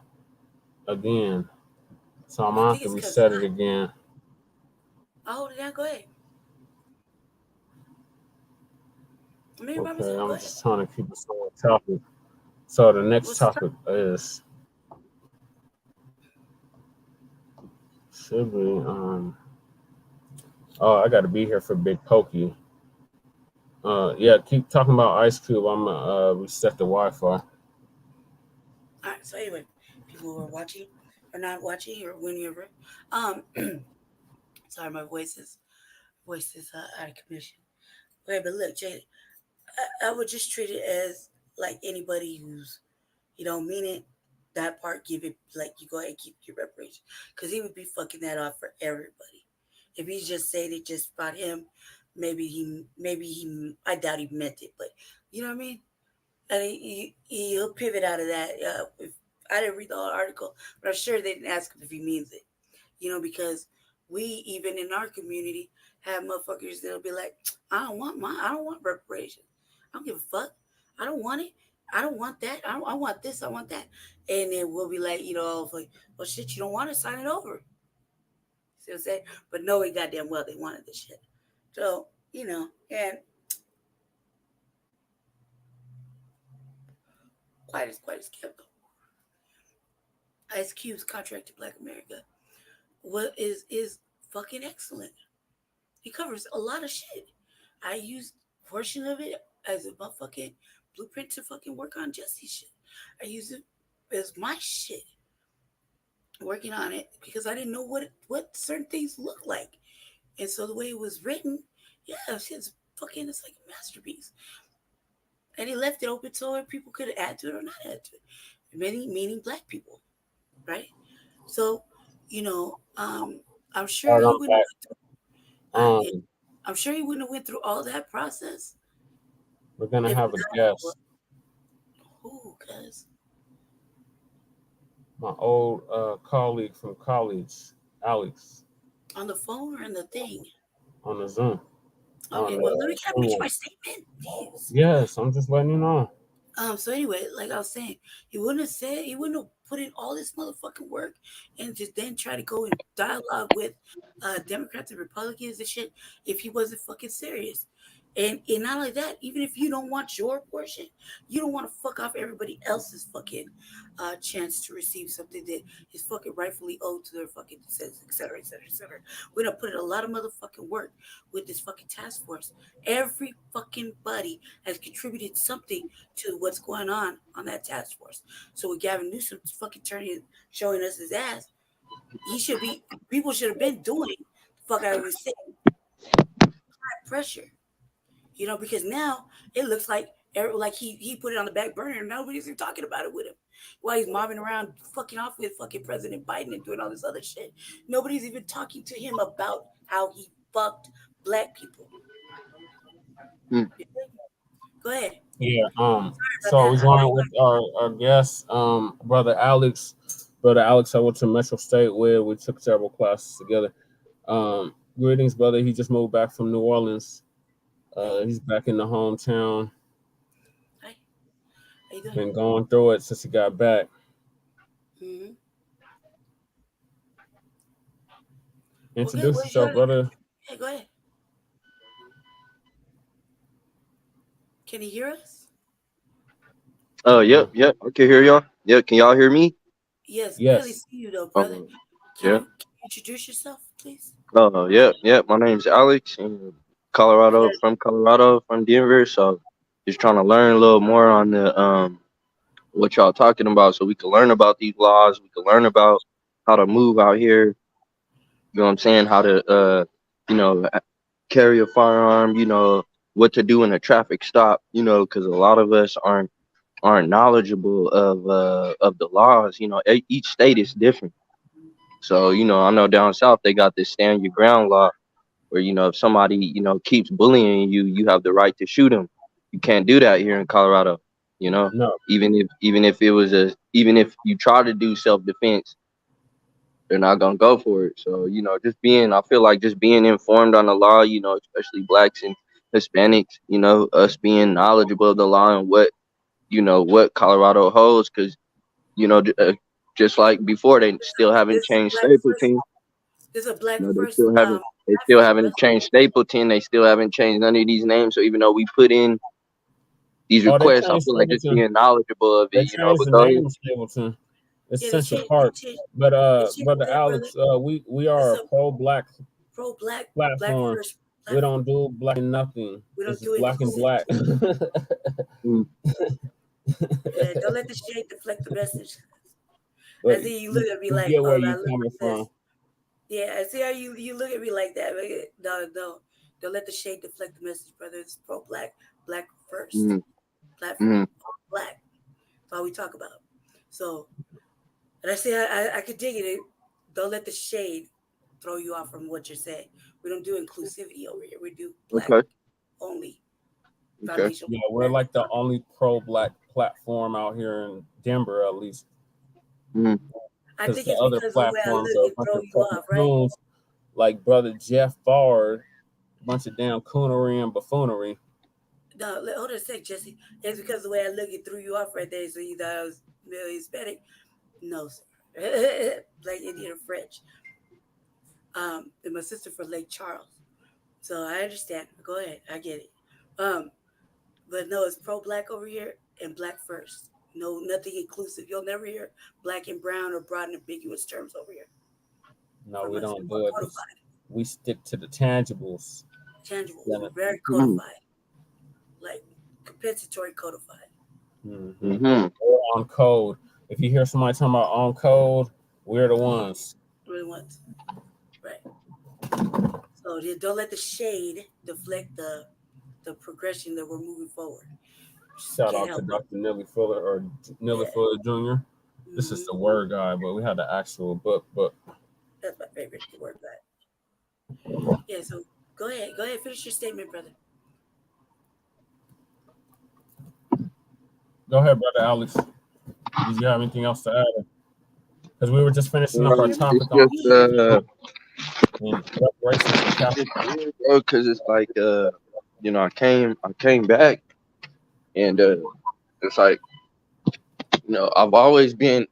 I know it's just more segregated now. I feel like, because like when I like back in Denver, man, you used to like, it's just changed, man. Like 16th Street Mall, all that shit, man. Like it's more blacks used to hang with the Hispanics. You know, the whites would be the least we would hang out with, but now it's just like everything's more segregated. Yep. And it's like they see me as a good worker, you know, to stay season. Like I always keep a job. I'm always working. And it's like now I'm more of a threat now, because it's like, damn, okay, well, he works too good, or he's always coming to work. So how can we fire him? You know, and I just feel like, well, shit, maybe if I was to fucking learn more about the history of Colorado, these laws on Colorado, then maybe I could go about change. But State. It's a Ku Klux How Klan old are you, brother? state. The first governors and mayors. He's about my age. We were in school together. He's in his mid-30s. So yeah, what part of the city are you from? I'm sorry. Say that again. I'm sorry, my voice is kind of gone. I apologize. What part of the city are you from? Are you out the east side of Park Hill? Oh shit! No, I was raised in Aurora, and then you know, I became homeless a little bit out in Denver. So, okay, but mostly just from Aurora and Denver. Right now, I'm out in Green Valley. Yeah. Okay, I'm in Aurora. Oh, I'm yeah. in Aurora. I'm in North Aurora, right? And I'm in Northeast Park Hill. Right, but I'm from Curtis Park, the east side, and Bells. So I can dig what you're saying. I don't. Oh, Curtis Park over there by the creamery, by like 30th and Downey. Yeah. Yes. Yeah. So I started off in South Aurora, became a ward of the state when I was little. So I ended up being shipped to the other side of over there at Curtis Park. So I mean, but being like a 12-year-old girl, I didn't know a lot. That was the way things were. And now I've just been outside my whole life. I see things, but I never see the. We didn't have, you know, I'm Generation today, so I'm a little older, but we didn't have, you know, hang out with a lot of Hispanics, being they kicked it with the looks. We didn't hang out with a lot of Hispanics, not at all, really. And then with right now the way things are, you're seeing a influx of Hispanic people. And you're seeing more. You're seeing the whites are gentrifying everything, and all the black people are moving either back to Aurora or towards the Bells, or even further out. So we don't have he's at Green Valley. enclaves, or like I guess areas that are black, like Five Place, for example. You know what I mean? Montebello's starting to become more mixed, more Hispanic. You know what I call it? Downtown is definitely, like, up until like maybe 2-3 weeks ago, was looking pretty motherfucking brown versus black. But if you go in certain areas, like I've been in the last week or so, oh yeah, black people are out there, they just homeless, and that's by design. But we've been outside. I was outside. So we was outside for a good decade. 5 years, right there, the triangle in Curtis Park. So you know, you talking to somebody that really we understand exactly what the fuck you talking about. And that's why we have a whole segment on unhoused neighbors, which is our term. We coined that phrase. Frontline campaign, Frontline Black News. Right. We coined that phrase, unhoused neighbors, because they unhoused, but they still part of the community. Right. That's a strong statement. That's a hella strong statement. Very strong. And hey man, and y'all is right on because it's like now I'm in Green Valley and I'm seeing it. It's like, okay, there's more Hispanics out here now. Yeah, all the blacks is in Aurora. Like they're keeping it like downtown. They're trying to keep it like for the rich whites, Lodo area and shit. And it's like, man, it's like it's all a game right everybody now. used to just be like whenever, like wherever, fool. Like nobody gave a fuck, fool. But now it's just like oh, like okay, well, it's this section, that section, like more, like really more segregated type shit. Yeah, And well, it's like, man, I'm in a way right now with the way reparations and things is going, we kind of should separate and do more foundational Black American things and really stand on that Uh, shit because you got Shout out all to kinds of Black other Star things. TV. There's That's other, why it's hold on, reparations and Jesse. separation. Hold on a second for a second, Jesse. Just let me finish this slide, then you get into it real fast. The thing is that with the reparations stuff going, everything was trying to get people are trying to take it and run off with it like a wave. They weren't following the Black agenda, and the way it was set up for it. So, they try to take it as a wave or leapfrog over it. So like right now, you got everything looking at the LGBTQ, whatever, and that's yeah, man. Avoid Colfax. foundational Black Avoid American stuff, Colfax. right? All weekend, avoid Colfax. So if you're encompassing more foundational Black American shit, pushing our shit way down here when it needs to be pushed right up here. And they'll say, no, we're with you, but they're not. So then they put the Hispanics again in front of foundational Black Americans all over the United States or anywhere they got a sanctuary city. So then we're again foundational Black Americans push back to the bottom of the agenda list. So it is okay now, I think, in my opinion, and how I'm standing on it, it is okay to go ahead and say we're only talking about FBA or Foundation Black American topics, and we're only going to push this movement because everybody else has got their shit not once but multiple times, and they keep leapfrogging over the main fucking thing, which is a blood fucking debt owed. Right. Well, as the So sentence you of don't gotta be inclusive, my brother. That's yeah, what they that want all you to be. inclusive shit ain't getting us nowhere, but in the Hey, you ain't grave. gotta say black and brown or black and this. You could just say black. Black. People are afraid to be Bro, how you black. doing, They're bro? afraid to say black. Sound like you're talking to somebody else. Are you No, on the no, I'm belt? listening. Oh, Yeah, I'm out in the belt right now. I'm listening. I'm oh, headed okay. back to People the are crib. afraid I'm to gonna say go black. stop and get a blunt wrap real quick. Can I get two Oh, you Dutch make berries? Or just a oh. Dutch berry, please? Go ahead, Jesse, I'm done talking. All Go right. ahead. So we was talking about capital. Ice Cube said, "Keep your reparations." It's all about access to capital, and we're being shut out. What are your thoughts on that? With us being shut out on what again? Capital. Like money to start your own business, to infuse your business once you do get it started. Well, you So start you out can what he start thinks about his reaping. reparations first. To ask him what Well, about well, his shit. I mean, shit. Correct me if I'm wrong, JP. But I remember like a few years back, you was on that housing program or to get an apartment and stuff. And I Yeah, know I'm still somebody else on did it. that too. And I guess it took him like 6 years. Yeah, because you got to take a whole test called the VS-DAT, which is a vulnerability test where they gauge how quickly you need to be housed. Like how vulnerable are you on the streets? The higher you score on it, the more they prioritize you. And you basically have to give your whole life story, like everything that traumatic that's happened to you while you were on the streets. And then you score high enough and they'll prioritize you. And it'll go from them telling you, oh, it's going to be another 1 to 2 years before you get housed to, oh, 1 to 2 months. And you notified them that the property had opened up because they kept saying, oh, no, we don't have no vacancies. Nothing is open. Try again next week, Jesse. And they talk to you like Yeah, you're 5. yeah. Next No. week turns the next month, and yeah. So the first step, my brother, is to get a case manager. Now you can go through any of the service providers. We went through CCA, which is called the Coalition for the Homeless, and you get you a case manager. If you need me to advocate for you, I can. I've been advocating for several people, one of them which is Lady Che, and I can advocate for you as well, or we both can advocate for you to get housed.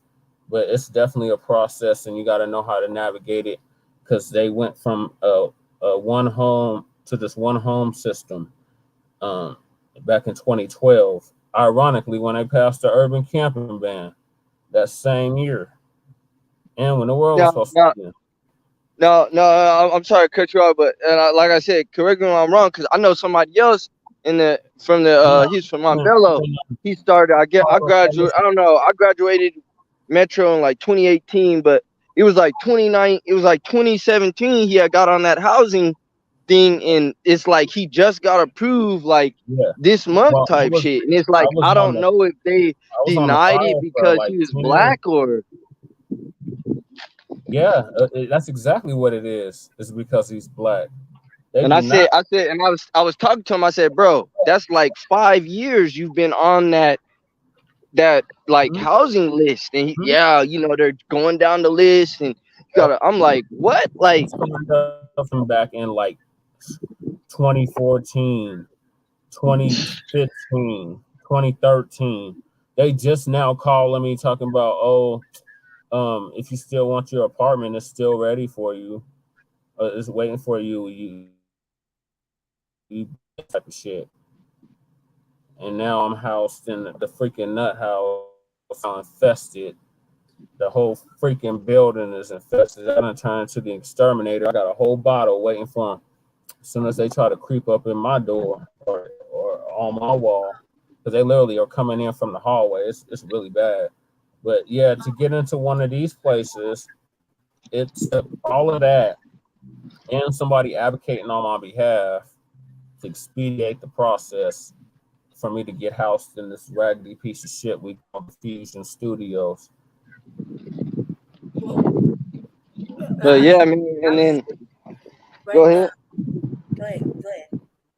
I was gonna say, to answer your question on capital is just like, I feel like you can't, on a job application, man, you can't put that you got a degree. Like I can't put I graduated college, because then they'll deny me saying I'm overqualified. They already don't want to pay you no money, so you putting on the application that you got a college degree. Like that shit never made no sense to me. Like, how are you overqualified for the job? Like, and it's just shit like fast food, and it's like I remember Malcolm X was fighting. He was fighting years ago to try to get that shit. To try to get that race ballot where you don't have to answer, what ethnicity or race you are on the application, because they look at that and then they'll deny you. But that's all I got, man. I'm like, this shit is just changed, man. It's just different. Oh, go ahead, ladies. Well, what I'm saying is two things.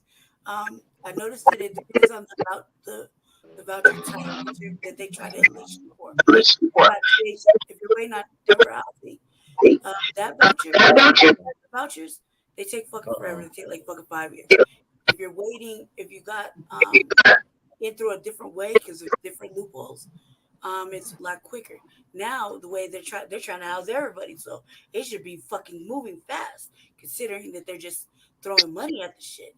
So I would try to take advantage of that as well, like immediately, because they just opened up the Clarendon. The Clarendon just opened up, and then they got some more properties. We were actually going to touch on that on Unhoused Neighbor News. Me personally, though, I would go ahead and make myself, because right now at this point, you are the most vulnerable. I mean, I would just go ahead and ride with that. You're the most vulnerable. You're a black man in fucking Colorado. Right. I mean, if my life's always in danger, I can't keep my, fucking this and that. Doesn't matter if you're educated. Look at all the qualified, educated people that are fucking unhoused. You know what I mean? So it don't really matter about that. If you really want a job, I mean, they should be able to look at it. Because what's the point? You're not going to be able, right now on the application process. It does say optional. It should. You know what I mean? They want you to check one box. All right. Well, fine. We're going to check the one box race. Check the one box. I mean, you're black. Either way, the census and all that shit will fucking lie on you somewhere somehow. You're black, so just check the fucking black box. They also even ask stupid ass questions on that motherfucking application. I just looked. I've been looking for a little tiny job, right? Ask you about your everything, whether you're a girl or a boy, whether you like this or that, your race. You know what I mean? And really they can discriminate, even though they're saying they're not discriminative. They can. And Colorado's an at will state. Mm-hmm. So it don't matter what the Thank fuck you, you man. say. Thank you so Yep. much, ma'am, inform me on that. Yes, ma'am. Yes. Go ahead, Jesse. Go So ahead. they can hire and fire you whenever they feel like it. Yeah, they can accept They the don't have no application, fire you obligation to next day. hire you, nor to keep you. They can Right. terminate that contract whenever they feel like it. In this Yep. state. They turn out you could submit it online and be like John Smith, and they'll think John Smith is white. They hear your voice like without seeing you, they would think you're a white, right? But then when they Then you see come you, in they for the see that you're a interview. yeah, they see that you're a brother, and they're like, oh no, but we already agreed to the interview. So if we don't say, Mm-hmm. yeah, we even try to put some obstacle, like we have other people to look at, woo, woo, woo, woo, you can get disgruntled, like, oh, I didn't see nobody here. Mm-hmm. I'm here. I'm ready to work. Well, Then Dora they'll try to is make sure supposed to you drop be me the down. one that's supposed to handle those type of things. Because I got a situation, but we're gonna get on it on the Unhoused Neighbor News. Did anybody have anything left to say about the Capitol? I just want to add, like, I just feel like, with Biden raising the minimum wage up, yes, it's like, yes, it's acceptable, but then again, it's kind of hurting us because, I mean, if you look at it, you got like 16-year-olds who's getting $1,000 a week, and they're just staying at their house with their parents. They don't got no bills to pay. You know what I'm saying? And they just get to save this money. Hence, what y'all was talking about, being the discrimination in the workplace. Because if you Mm-hmm. look at it, that's how the Hispanics are still growing, because what they're gonna Yep. hire other Well, Hispanic people who are young, 16, 17. I mean, I went in for McDonald's the other day. The kid, I'm 19, 20 years old, new manager. Like, man, how are you getting 23 an hour and you don't even, you're still living with your parents? So I feel like, as far as this capital thing, man, like, yes, Biden, okay, like he said, I'm going to give minimum wage to everybody. I'm going to give minimum wage so everybody could, affordable living. But again, it's still biased on who they giving it to. Like, yeah, I'm that's the saying, whole and who that's generates the off whole that point, shit. Yeah, keep this in brother. mind though. If you're in Um, Aurora, you're still dollars less than a minimum yeah, wage that so they'll you're in. raise the minimum wage, but then the cost of living raises as well. So is it Wait, really a what's the win? Aurora? What's the Aurora Yeah, minimum wage? yeah. Like 13 or 15 or something, right? Mm. Let me keep. Well, I know down south. It's much lower. Like, but they break the rules. Like, it's supposed to be 725. Yeah. 15, but But I you're mean, here, they're still. I right mean, now, right? Still 725 down there. You're here yeah, right bro. Like, yeah, I was just gonna say that. Can you believe it's like $7.50, $8? I know some Oh, people that hell still no. pay like $9, man, and it's like they get away with it because it's a republic. Louisiana is a Republican state, Yeah. so of course, the whites are in the top position, but you go to report it, Mm-hmm. and they have been investigated. It was on the news.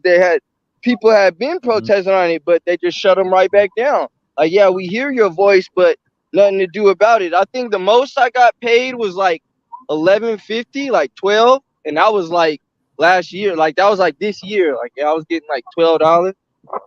But you're here now. Are you here now? You Yeah, yeah. So okay, so you're here now. So the Where you at in minimum Aurora? wage in Denver is Yeah, Aurora, Denver. 17.29. Are you in Aurora or Denver? Like, where you trying to I'm in. I guess I'm Green Valley, so I guess it's Denver? considered Denver. He's still in Denver. But yeah, that's what they told. I'm starting out this Raising Cane's over here, and yeah, that's what they told me. I'll be Okay. getting like 17. Yeah, okay, so you're in a good Raising Cane's. position right there because of the way it cuts off. right? Because any further down, Mm-hmm. then you start running into Aurora.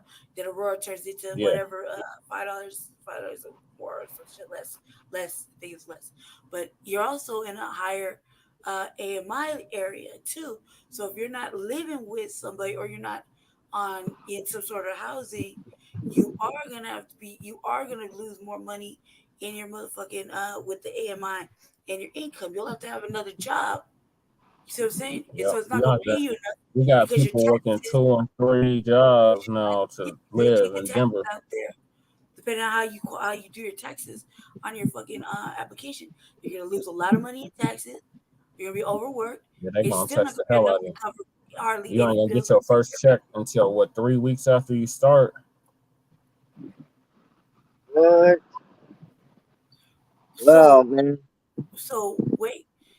So yeah, you'll get it like 3 weeks. It'll be like depending on what their pay schedule is, how you jumped in on the pay schedule, right? That's like Mm-hmm. normal.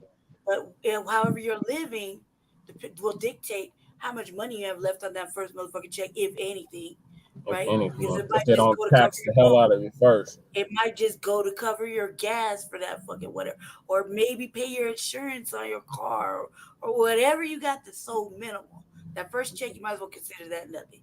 Second Yeah. check, you don't work like harder than a motherfucking God knows what. It still won't be enough. You'd have to have another job. I don't Yeah. see how anybody could pay the motherfucking rent here.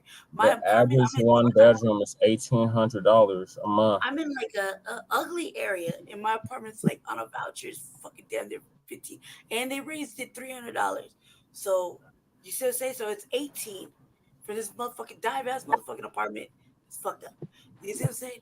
So your best bet, if you was single or like you're not living with a family, like you don't got wife or children that you're taking care of, then and if you didn't have housing, you get on all this housing shit and Yeah. file the right paperwork. Like you can file still probably Tabor or depending on your situation. I don't know. I'm just saying. I'm just meeting you right now. I already got fucking. I'm looking at all kinds of solutions within the last couple minutes, but like just better. So I'm not sure.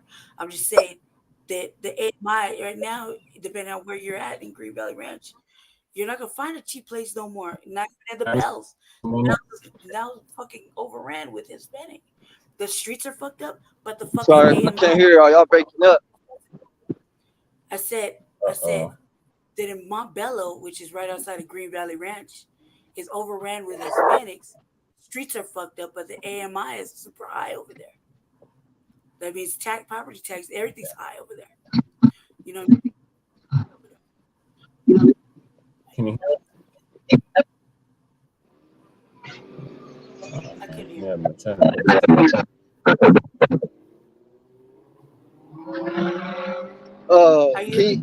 Can you elaborate a little bit more on AMI? Like, what exactly is that again? Go ahead, Jesse. Yeah, that's the average. That's the average menial income for a given area.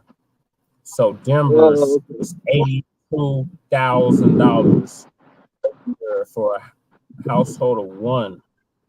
It's either a one or a four. So that's the average. So if you take everybody's income in a given neighborhood and you factor that out, it comes up to $82,000 a year for the whole city and county of Denver is 82,000. I think Aurora is like at 70,000. Yeah.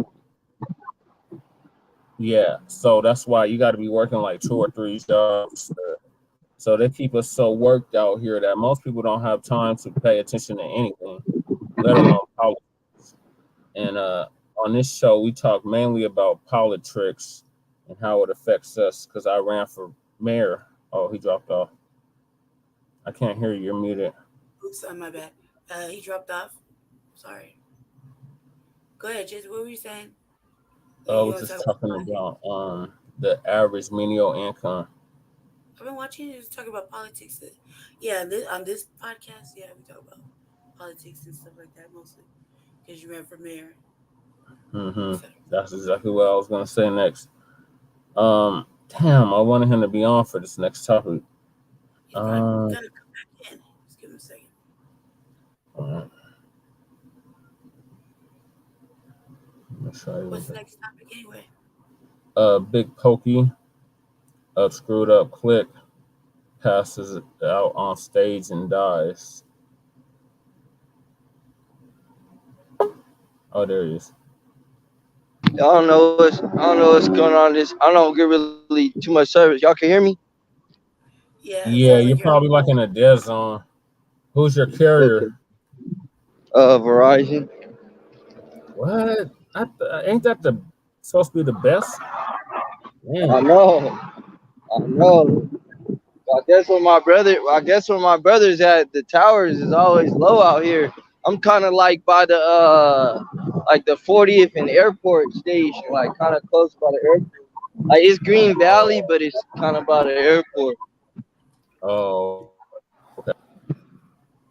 Yeah, I know what you're talking about. Yeah, I guess they would still consider that Green Valley or Parkfield. It might be true.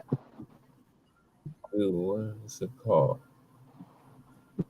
It's a neighborhood. It's Gateway and Parkwood shit.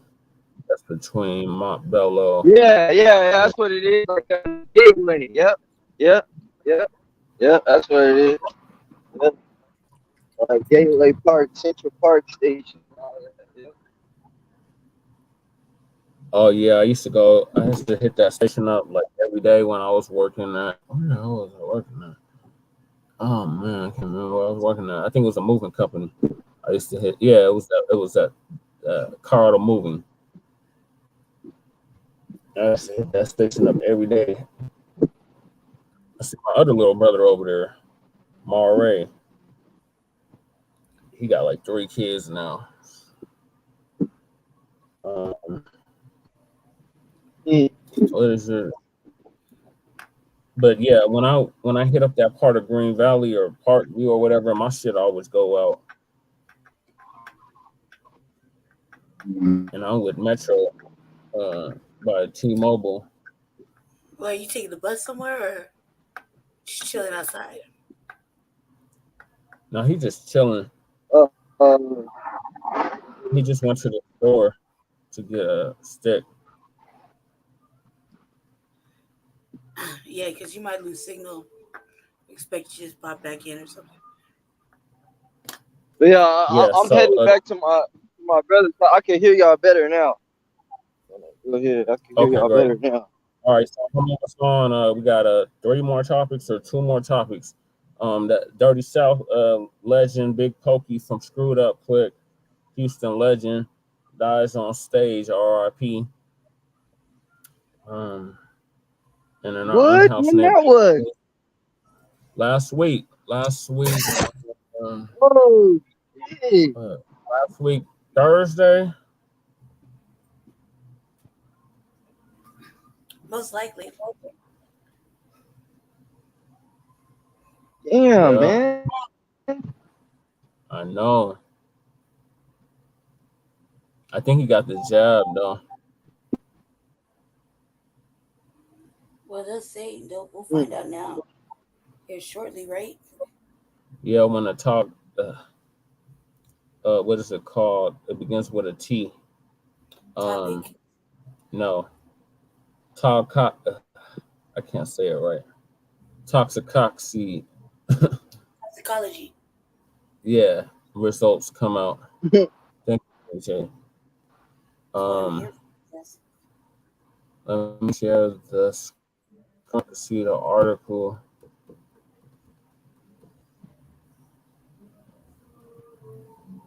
Shout out to our viewers. We appreciate y'all. We had a lot of viewers there, which is a good thing.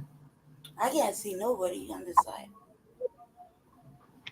Now we don't have nobody doing what we did. I couldn't see it when they did.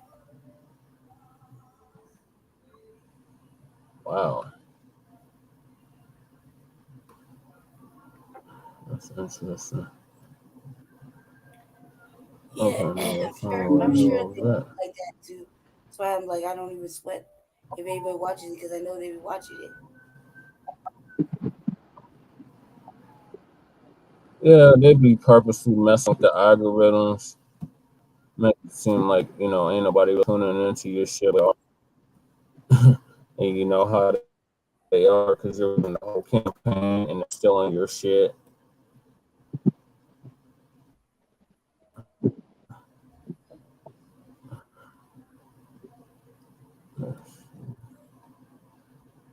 That's right. Copyright. Copyright Yes, every ready? goddamn thing. It's ready. Okay. I'm looking for the article here. All right, can y'all see the article? Yeah. Yes. Wait. Yes. Oh I yeah. don't know what the picture is. There's like a picture of video that's supposed to be playing.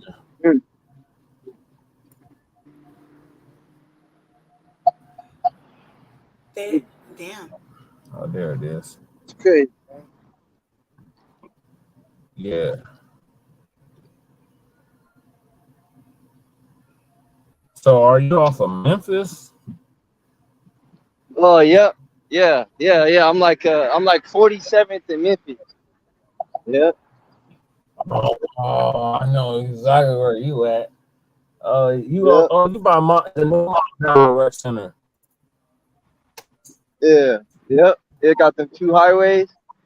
225. Yep. Yeah. That's my brother. That's my brother's apartment. Oh, okay. Damn, I'm moved there and didn't even know. So I have moved some people over there. This has been like at least 5 years ago.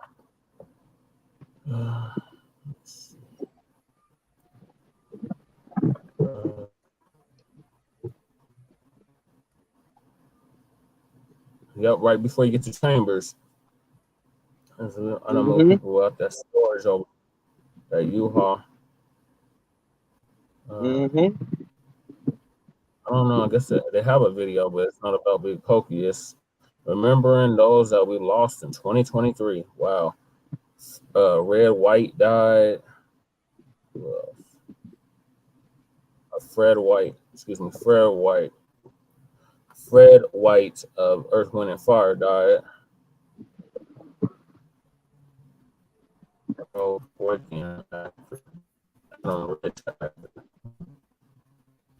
Linda, the actress, Robbie Batson, I got a video. Marie Presley. Jesse, can I share? Oh, I got a video. No, because I want to get to this article, lady. You got an article about Big Pokey? Yeah, I got a video. Okay, play it. Same topic. Stop sharing. You gotta stop sharing.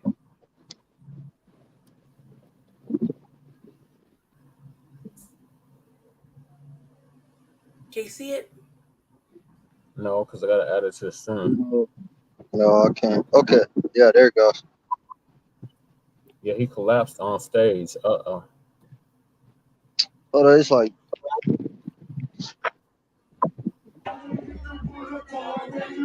Can you full screen it, babe? Got that wood sturdy. Joe in the bank, got the chronic and it's burning. Focus chronic beat, I can roll. King Mojo, sipping on the thing. I done let the road go. I want those guys super juice. Every 3, 4, go hot too. I'm getting sideways. Boys in the cage. On the Sunday night. You should tell us something, man. Stop playing with the big hope.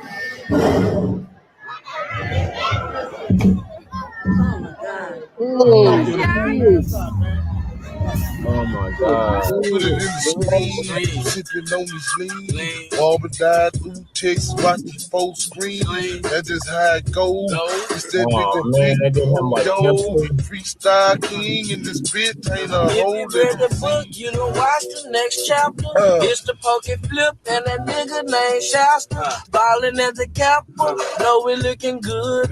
Chucking up the deuce and we represent our hood. Hey, look, I represent my hood. Got more wood than the lumberjack. 6'4", hopping up like it's doing jumping jacks. Flip is the nigga with the flow, do the show, collect the dough. I'm at the mo, sipping a foe, blowing dro, and I feel like I feel trying to get a major deal. These niggas got me fucked up if they trying to take my wheels. Platinum grill, platinum smile, platinum artist, platinum child. I ball out of control into the prom and reptile. I ain't got no stepchild, I ain't even got no children. A nigga ballin' hard like I done sold 5. Hold on 1 second. Let me see. One more. About his wife. Yo, what's going on, Sus Game, man? If you new, hit that like button. Make sure y'all subscribe to the channel and also turn on post notifications so you get notified every time I drop. Now we back on another update on Big Pokey, man. Now if y'all don't know who dude is, you know he was a Houston rapper. I believe he's from Houston or either Dallas. It's one of the two, man. But you know he literally, passed away on stage. It's a video out there on YouTube. I'm not gonna show y'all the video. You know what I'm saying? 'Cause that's not what I get into, man. You know what I'm saying? Because watching that video is disturbing, man. Like he collapsed on stage, and basically, man, he lost his life. And a lot of people saying that he had a heat stroke or something like that, or man, it's just a lot of rumors, man. But his wife literally confirmed it. She real life confirmed that he OD'd. He OD'd, man. You know what I'm saying? Now a lot of these celebrities, man, be taking drugs, man, and in the dark. And y'all know, man, what's done in the dark always comes to the light, man. You know what I'm saying? So a lot of people say, he OD'd. You feel me? His wife confirmed it. And basically, man, once you already hot, once your body temperature already high, and you already, in a hot environment, that really, reduced his, from him basically ODing. He was already, high on whatever he was taking, man. And then, the room he was in, y'all know he heavy set, man. And, his body couldn't take it, man. It's crazy. You know what I'm saying? It's a messed up world we live in, man. And people don't know how to cope and deal with their own demons, man. You know what I'm saying? But rest in peace, Big Pokey, man. He was a positive dude, man. A loving person, a caring person, and always, promoted other people's businesses, man. And believed in other people. So much respect to this dude, man. And however, I would not put the video of him collapsing on stage. I got respect for his family. That's not what I get into, man. You feel me? But y'all hit that like button, y'all subscribe to the channel. I will keep y'all updated on this topic, man. And y'all do me a favor, man. Y'all let me know y'all thoughts on this. Mario. Yo, what's going on, Sus Game, man? Welcome back to another video, man. Now today we got an interesting topic to talk about.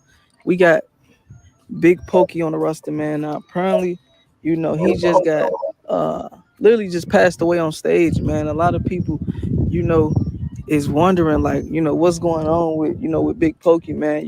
If y'all don't know who he is, man, he an H-Town rapper. He got a lot of love in Houston, bro. You know what I'm saying? And not even just love with, the rappers and stuff like that, but a lot of OGs in H-Town as well. Just a lot of rappers in general and celebrities, man. I want y'all to real life pay attention to the background story of what happened, to Big Pokey, man. First off, I just want to say, rest in peace, sending my condolences, man, to the family, friends and family, man. His wife spoke out some days ago and she had a couple words to say as well. I could just imagine how much pain she. It's just us, right? No, it's Alex is back. Oh, okay. Let's see that. All right. So apparently there was another video right now, like. Which did you see any of it? I think you have to start it over, man. Which one? This one. I think you've seen the last one. I don't think we've seen this one. What's the last thing you remember? What's going on, Sus Game, man? What's the last thing you remember, Alex? What?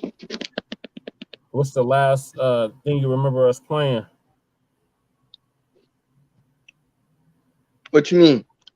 You had dropped off for a sec. Y'all was playing somebody. It was like a it's like a clip giving like an update of Big Pokey. Oh, okay. So that was the one before said, this. Yeah. So somebody said his wife confirmed it or something. Yeah, that he OD'd on Yeah. stage. Yeah, so this is a new video right here. Apparently his memorial was shot up. What? Yo, Yeah. what's going on, Sus Game, man? Welcome back with another video, man. Now today we got an interesting topic to talk about. We got Big Pokey on the roster, man. Now apparently, he just got literally just passed away on stage, man. A lot of people, is wondering like, what's going on with, with Big Pokey, man. If y'all don't know who he is, man, he an H-Town rapper. He got a lot of love in Houston, bro. You know what I'm saying? And not even just love with, the rappers and stuff like that, but a lot of OGs in H-Town as well. Just a lot of rappers in general and celebrities, man. I want y'all to real life pay attention to the background story of what happened, to Big Pokey, man. First off, I just want to say, rest in peace. Sending my condolences, man, to the family, friends, and family, man. His wife spoke out some days ago, and she had a couple words to say as well. I could just imagine how much pain she's going through right now. Like, all the, the trials and tribulations, man, that people got to go through when they lose a loved one, a close one at that, man. The father of her kids, like, it hit different, man, when it's the father or either wife of your kids, man. You know what I'm saying? I don't wish this on nobody. You know what I'm saying? At the end of the day, it's just a sad story to talk about. A mother gotta, bury her, her kid's father, man. It's crazy and sad at the same time, and it's nerve-wracking. And people got the audacity to really upload this man footage, his passing footage of, him collapsing on stage. I just find that mad disrespectful, man. Like, it's certain stuff you don't do, you know what I'm saying? And it's certain stuff, y'all know, man, when you up in age, man, you don't have time to real life to, entertain stuff like this, especially upload somebody death footage. Like, that's just nerve-wracking and mind-blowing at the same time, man. You know what I'm saying? But rest in peace, Big Pokey, man. Rest in peace a lot of, rappers that lost their life in Houston, man. Takeoff for a prime example, man. Like, he got killed in Houston, man. And, a lot of people was blaming Mob Ties, Jay Prince Jr. and, a lot of other affiliates, man. I just want y'all to real life pay attention. This is a revolving door cycle, man. And that's one of the, the words that, came out of Big Pokey's mouth. Big Pokey was loved by so many people. It's like he even uplifted a lot of people, that was around him, man. Like, he showed people that, you can really achieve the goals if you believe in yourself and, really, continue to keep going, man. Like, he was in the music industry for a very long time. And I feel like he didn't get that type of recognition, man. A lot of people want you to come in the game and, fit in with everybody else. And that's one thing I liked about Big Pokey, man. Like, he was such of his own kind, man. He was very, like, very, very, very, very, I would say not under the influence, man. So it's real life crazy that he passed away on stage, man. You feel me? It's real life nerve breaking. A lot of people feel like he had a heat stroke. They are saying, Houston is a hot city. Houston stay hot dang near every single day, man. But come on, man. A heat stroke, I just don't feel like, that was the reason why he passed away. He probably was on drugs, probably OD'd or something like that, man. Who knows, man? You know what I'm saying? It's just a sad world we live in, man. It's another sad story to talk about. You feel me? I just want y'all to learn from these videos, man. Learn from these reactions, man. I got a public announcement. So, damn, it's been 12 years. 11 years. 11 years ago, Tamir Rice was shot and killed by Cleveland. Was it Cleveland? Yeah, I think it was Cleveland PD. shot and killed that young man, that young black man. He was only 12 years old, claiming he was playing with a gun, and they shot him in 4 seconds. So rest in power to him. This is his today he would have been 22 today. So rest in power to him. But getting back to Big Pokey, I mean, you live fast, you die. What is the saying? You live fast, you die young.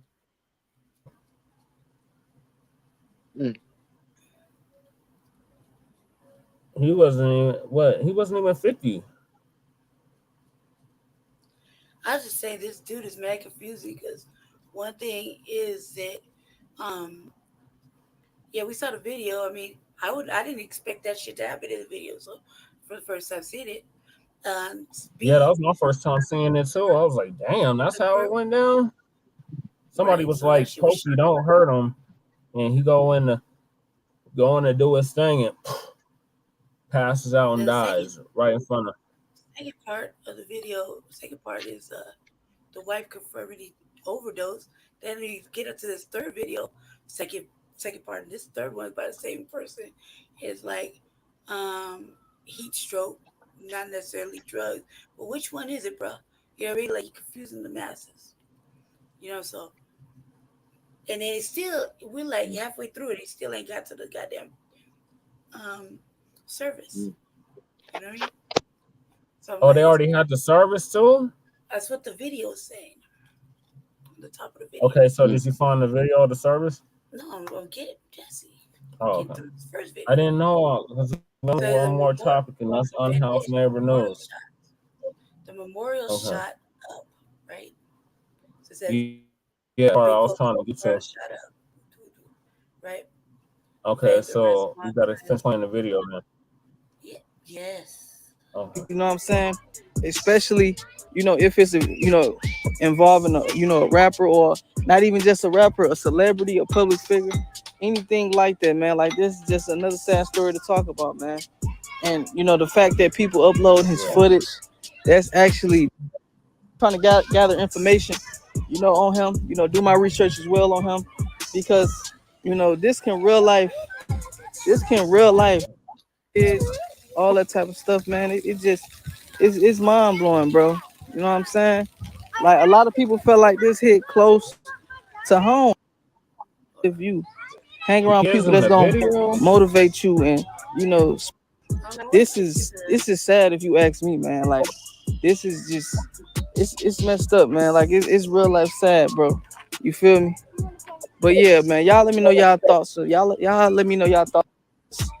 Big Pokey said in his last interview, I just want y'all to real life understand, man. Hit that like button and subscribe to the channel, bro. This is sad if you ask me, man. Like this is just it's messed up, man. Like it's real life sad, bro. You feel me?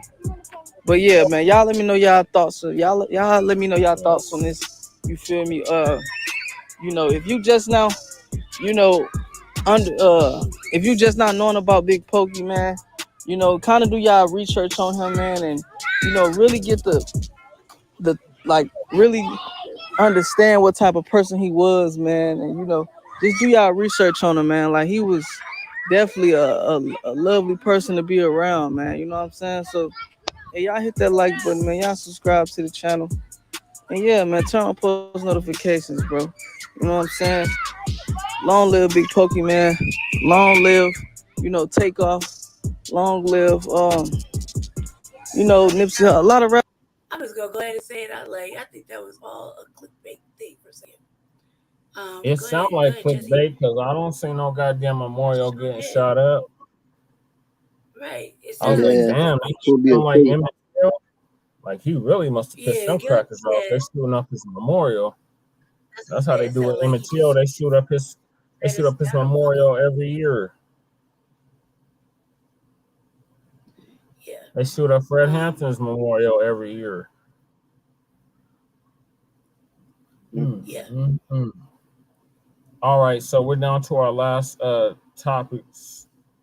Unless anybody had anything else to say about Big Pokey, rest in power. to Big Pokey. I grew up on a lot of Southern pop, so I'm well aware of his music and the group that he belonged to, Screwed Up Clicc. Several of the members, Hero, Lil Kiki. Um, it's a long list of them, but I became more with via meeting K Reno, the dopest lyricist of lifetime or ever, and he's from Houston. They all are clicked up in the music scene out there. So rest in power to him. I mean, I wish he could have made more positive music. Because from what I've heard recently of his music, it's not very empowering. But to hear that he did a lot of good things in the community and supported a lot of local business and black business in H-Town, Houston, that's a good thing. So let him live on, let his music live on, because it is going to live on just like the legends before him, DJ Screw. Rest in power to him as well.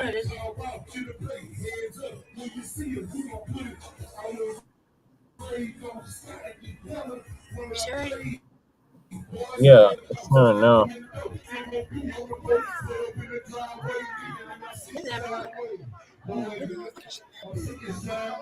Yo, it's Big Ant, the spokesman, man. Back, another edition of Urban Politicians TV, UPTV. Make sure you stay on your pivot at all times, man. Had to come tap in. And first and foremost, I want to say condolences to the entire family, loved ones, anybody close to Big Pokey, Poyo, Big Poke, Sensei, passed away out in Beaumont, Texas last night during a performance. All of a sudden fainted, and next thing you know, we hearing that he didn't make it. So most definitely to his family members, the people that dealt with him on the day-to-day, waking up, getting that call, seeing that video online, they going through it right now. And it's somebody they can't get back that they really cared about on a personal level. So prayers up and condolences to all of them. And Fox 4 out of Beaumont put out an official report and said, Justice of the Peace Tom Gillum III has confirmed that Houston rapper Milton Powell, better known as Big Pokey, passed away at St. Elizabeth Hospital after passing out at Pour 09 Bar in Beaumont late Saturday night. The cause of death is pending an autopsy. Powell, well-known friend Port Arthur native Bun B, posted a message to his Instagram, and all of the H-Town rap community, the fans, the friends, people that dealt with him, everybody posting up and showing him love. He wasn't local at all. The Screwed Up Clicc movement went global. For people that don't understand and might not know, the biggest recognizable song that y'all might know of him was, I think that might be his biggest national record, was the one with him and Paul Wall, Sitting Sideways. And that's the one that I had in the beginning that he was actually performing up there. But he had so many other underground hits and just freestyles that cultivated a big part of what H-Town is today, alongside with DJ Screw. He's part of the Screwed Up Clicc, Fat Pat, Big Hawk, Big Mo, Lil Kiki, Mike D, a lot of the guys that y'all might, other guys y'all might know to have classic H-Town records, went off to do The Hardest Pit in the Little, one of the most recognized projects out of H-Town. The lyrical ability there, the flow was there, the delivery was there. And it's crazy. I had recently reached out to Big Pokey to try to get him on the interview after him and J-Dog dropped that project a couple months ago. I hit him up. I was like, man, let me try to get Big Pokey in and get him on the channel, let him talk about some of his history and everything. But we didn't get a chance to do it. But actually saw him perform a couple years ago. They did something for June 27th. I pulled up for that. I've seen different moments, but Pokey most definitely was respected with this H-Town stuff, man. And just me as kids growing up hearing them freestyle. If you don't know that 90s era, us as kids, that's what we getting the beating on the tables and I'ma come down, I'ma pop my trunk. You know what I'm saying? We pouring up drink, fifth wheel, candy paint, all that come from that era of the South Side of what they brought Wood to this grain thing, man. wheel. They put out, they gave us a lot of our culture, and he's one of them guys, man. Yeah, Pimp Most C. definitely. Pimp C So really put that prayers on up the to Big map. Pokey. I just did a freestyle on one of the classics he was on. The Goody Mob Cell Therapy. The Peeping in the Window, as y'all might know it as, but him and Kiki was on there. I heard Sauce freestyle on it, on the Radar freestyle he did, and I went, got my dog. I tried to do it on the mic, but couldn't do it. And then I said, I'm for the freestyle, just hold the phone, nigga, and I put it up on the channel. That's really just me paying homage to what I grew up on as a kid, nigga. The I Need a Bitch freestyle, just anything Poke hopped on. He had a distinctive voice, flow. Pause it real quick. I think they're all dead. Bars, everything, man. Probably one of the biggest songs I fell in love with after SUC era when they was dropping stuff that 9 times out of 10 on Evacuation Notice. I remember when that one came out, I couldn't stop playing that one, man. But nah, Big Poke, man, you most definitely did your thing. Rest in peace. Everybody viewed you as a legend when it came to this rap shit out of H-Time. We know what you did for the game, just for his family. Can you go back to the clip where he showed Screwed Up Clicc?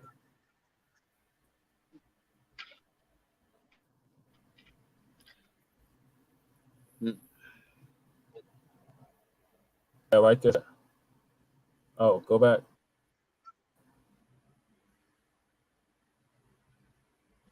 One of them guys, man. Most definitely. So prayers up to Big Poke. Pause. You gotta pause it, babe. Just go back to that part and just pause it. What part?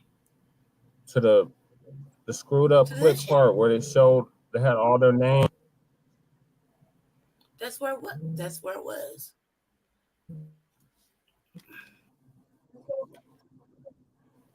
Yeah, but you just let it play. That's what we getting a beating on the table. I'm dying. I'm popping trunk. You know what I'm saying? We pouring up drink, fifth wheel, candy paint.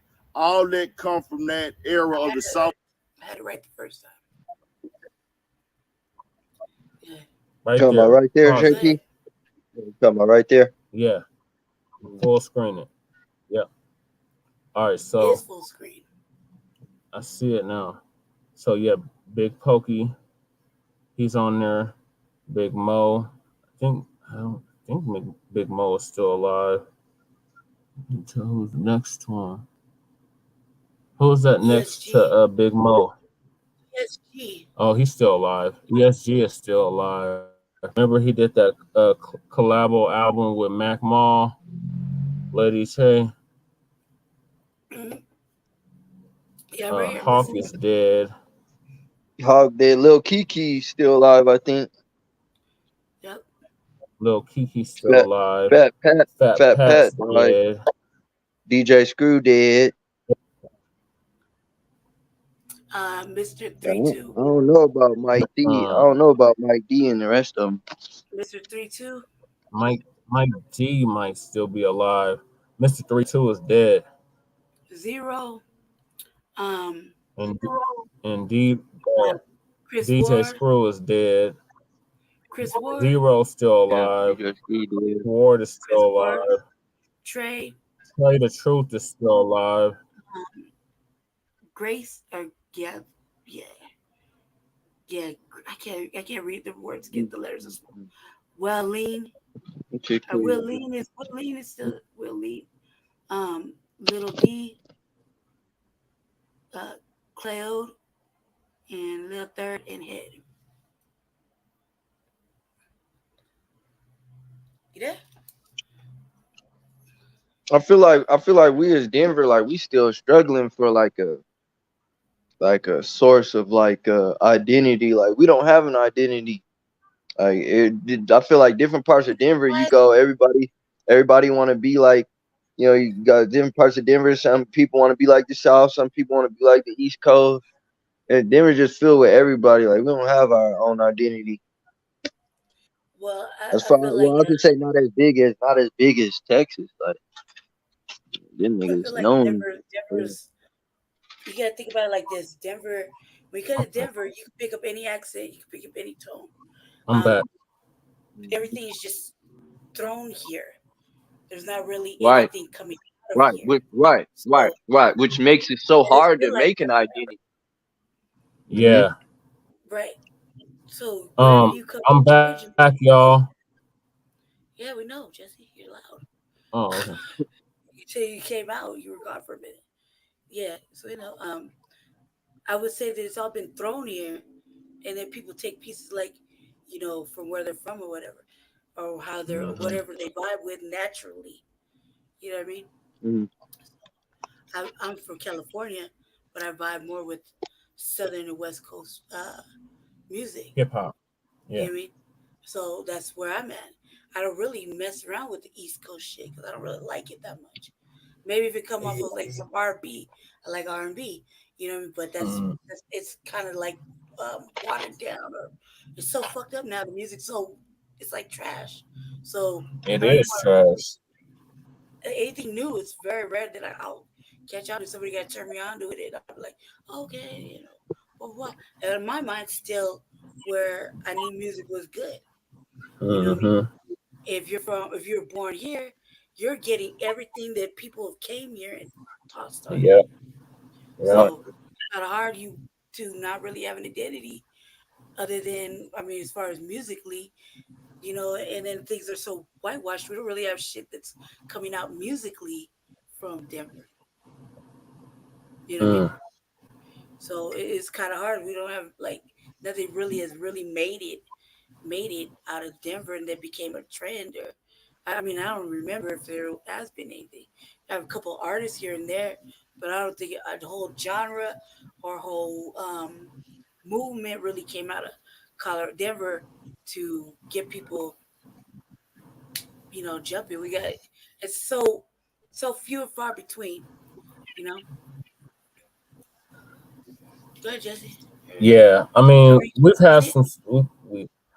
We from all genres, but hip hop. I mean, we had Trevor Ridge, we had Interstate Ike, we had Kofax Cack, we had Homeboys Only. Shout out to General Norad and crew.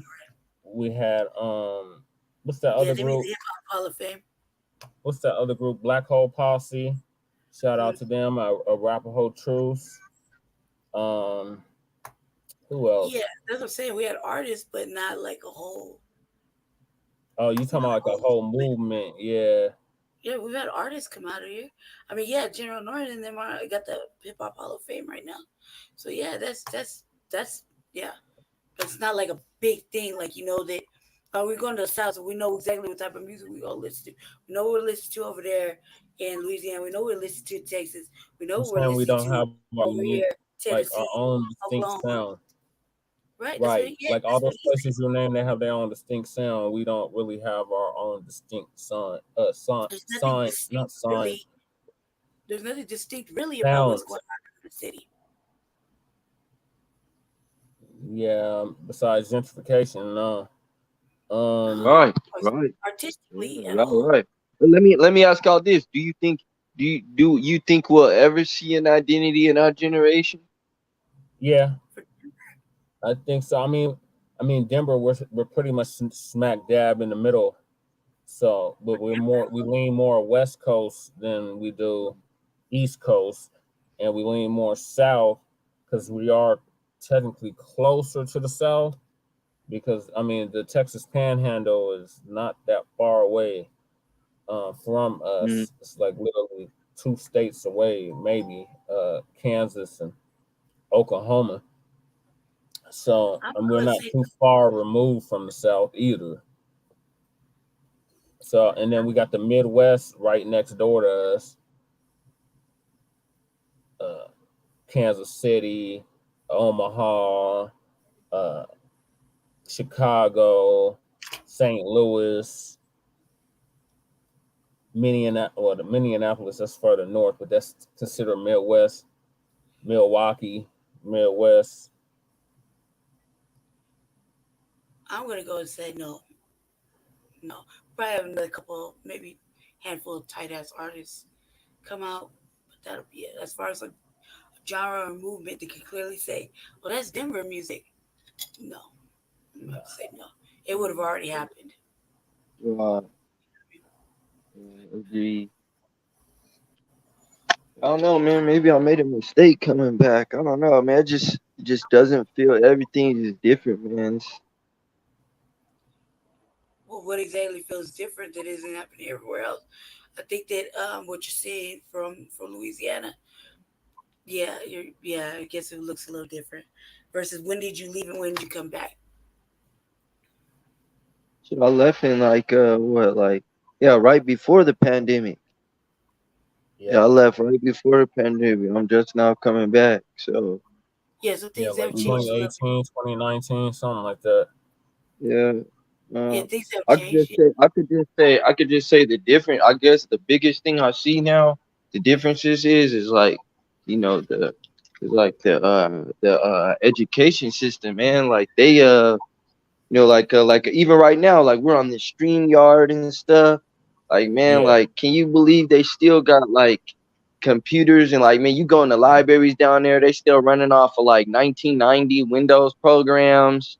You feel me? Like like they Wow. still running off of like old, like nothing's updated, like there's no resources. And I feel like, how do you do that when you having, $3 million for a crawfish boil? You just had all this crawfish and this catfish y'all feeding, and then y'all making $3-4 million for the city, and y'all don't go putting into the city to teach people anything. So I mean, as It's far as the misappropriation resources, of it. man, but somebody else said down south's always been like that. Like Yeah. the South has always been slow on resources, slow No, on getting everything. But it's it's just like, man, it's like, come misappropriating on, man, funds. it's 20, like, what is this, 2023? Like, 2023. come on, man, like, come on, bro. It's like Simple. We people, It's still it's living like, like man, misappropriating funds. 1893. It's God, misappropriating funds. It's cronyism and corruption. It's paying other shit versus the actual what the people need. So that's really hmm what it is. That's the simplest shit ever. It's misappropriated funds where the funds and resources supposed to go to this, and this, and it's not going to this, and this. And they just try to That's slip because it it's a up. predominantly black No, state. Louisiana is nobody paid predominantly attention black. though.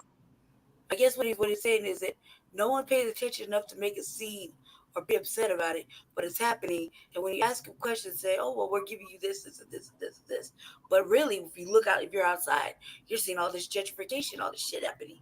But your areas aren't getting the fucking resources that people are Um, dying were they starting to gentrify New Orleans, Alex, when you were out there?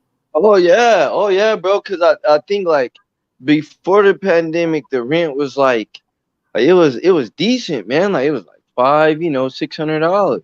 And then Yeah. now, they're starting to get like they're just realizing, what it is to get $1,000 rent, and Mhm. it's like, well, okay, well, how are you paying $1,000 rent? But again, you're paying people $8 an hour.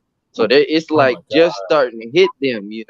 It's like it's Yeah. just starting to hit them. I said the most I seen, I had went to a Walmart, and the most I had got paid was like 11.50, man.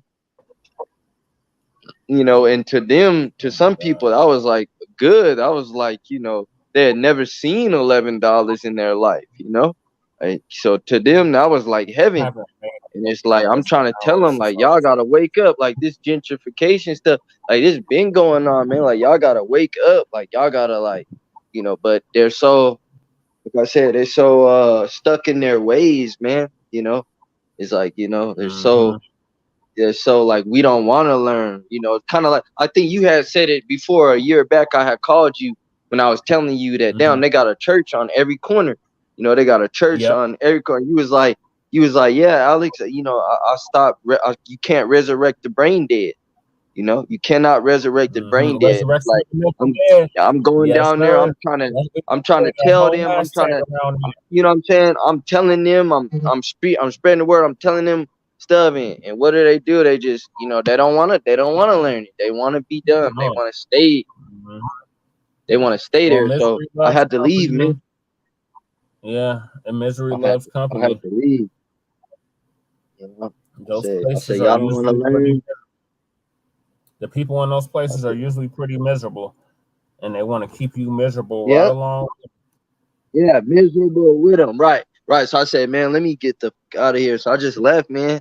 I'm glad I Yeah. did, because it probably wouldn't have made me make it. I could feel myself getting done. I could. You know, I just know I'm getting done. You know, I said, oh, I gotta get out of here. And it was like, I was trying to move. It was like, when y'all was trying to leave, they didn't want me to leave. And that's when I knew it was a problem. You know? You know? I said, yeah, let me go. I'm glad I did. So, but I mean, and then it's crazy because I get here and then everybody, yeah, I'm leaving Colorado. I'm going to Texas. I'm going to Atlanta. I'm going down south. So it's like everybody's going down south. I'm like, man, I'm done with down south. You know, they're just wrong, bro. A lot of their medical system, like I said, people have already exposed them on this. You know, they did protest. They bought it on the news. You know, the mayor was all under investigation, and they knew they were stealing the money. They knew they were stealing the money, and what they do, they just didn't care, bro. They just let them go, you know. So, ain't it an Asian woman that's the mayor right now? Like it's like some light skinned lady, but that shit is trash, bro. Cause she was raising Cain with that Stop Asian hatred that we was talking about yesterday. Let me see. So we're down to our last two topics, y'all, and that's the unhoused neighbor news and the unhoused neighbor sweeps. So Michael Hancoon is on his way out. This is his last month in office. Goodbye and good riddance. I just recently seen him at the Fix announced soul food restaurant that's coming to 5 Points called Fixins, and it's owned by a brother who used to play for the Phoenix, Kevin Johnson, and he's the former mayor of Sacramento, California.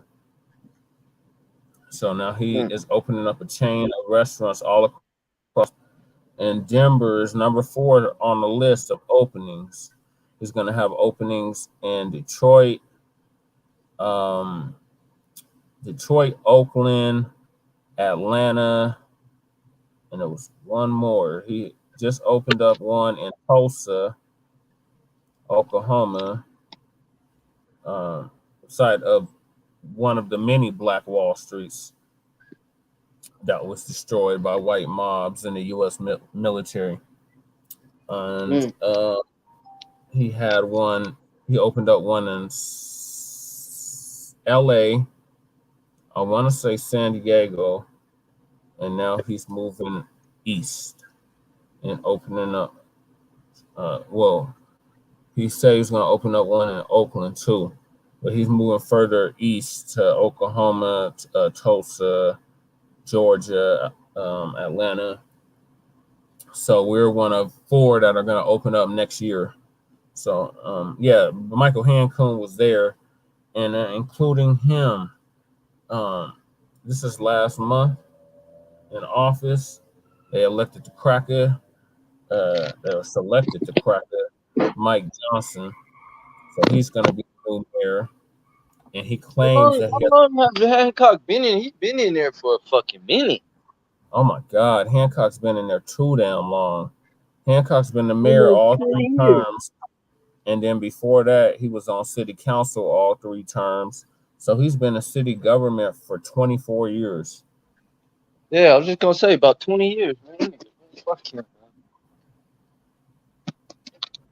Yeah, 24 too long. So goodbye to the Santa's land. He's moving to Florida because he can't even afford to live here anymore.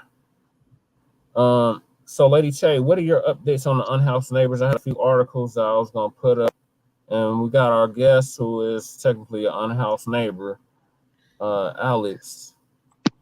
I was going to talk about that encampment on I-225. All this money, like Lady Che was talking about, that they're spending on housing. There's a sister that's homeless now, but somebody stole her trailer. Go ahead, Jesse, man. Go ahead. Go ahead. Go ahead. Do your little. Denver Loans Coalition, $10.4 million for the Clarendon. Go Go ahead, Jesse. And there's one more. Go ahead. Okay. Something about the youth. Okay, so well, this is your neck of the woods, Lady Che. So that's why Aurora. I'm shocked that you're doing. I'm not just an Aurora, Jesse. Because come on now. I'm talking about currently, not Really what? the currently you're in Aurora. The large encampment appears on shoulder of I-225 ramp. What are your thoughts on that? There's a huge encampment, Alex, right off of I-225 and Parker Road. Well, shit, weren't they supposed to make a weren't they supposed to make some parking lot and make those camps and make it for people to live? Like, weren't they supposed to do that with the like a lot of those public places, like Yes, like they were supposed to do that. giving them, because before I left, they had took all the money and they was giving the homeless people lockers downtown. Yeah, off of like Blake and Market, they was giving them big lockers and shit. And then now they said they were supposed to be giving them, like, they were supposed to give a camp yard. They was supposed to let them camp there. It's supposed to be like a resource yard, but I guess not, huh? You talking about in Denver or Aurora? Yeah, in Those Denver. are considered In Denver. SOS camps and small, tiny homes. So those have Oh, been we're talking happening. about Aurora right now. Aurora, there's only Doesn't one matter. shelter in Aurora. But hold on, he just got back in town. He don't know what's going on now. Okay, so Aurora only has one shelter, and there's no services like in Denver. Like Denver has all the services. You get more services in Denver than you do in Adams and Arapahoe County in Aurora. So Aurora is real, like, they don't have a camping ban, but they're getting to that point where they're gonna have a camping ban. So they be sweeping people, but we don't be notified of it. Like, we get notified of all the sweeps in Denver. But they don't have something similar, or at least we don't have access to it. Similar in Aurora. But Aurora, the city council runs Aurora, not the mayor. Another figurehead.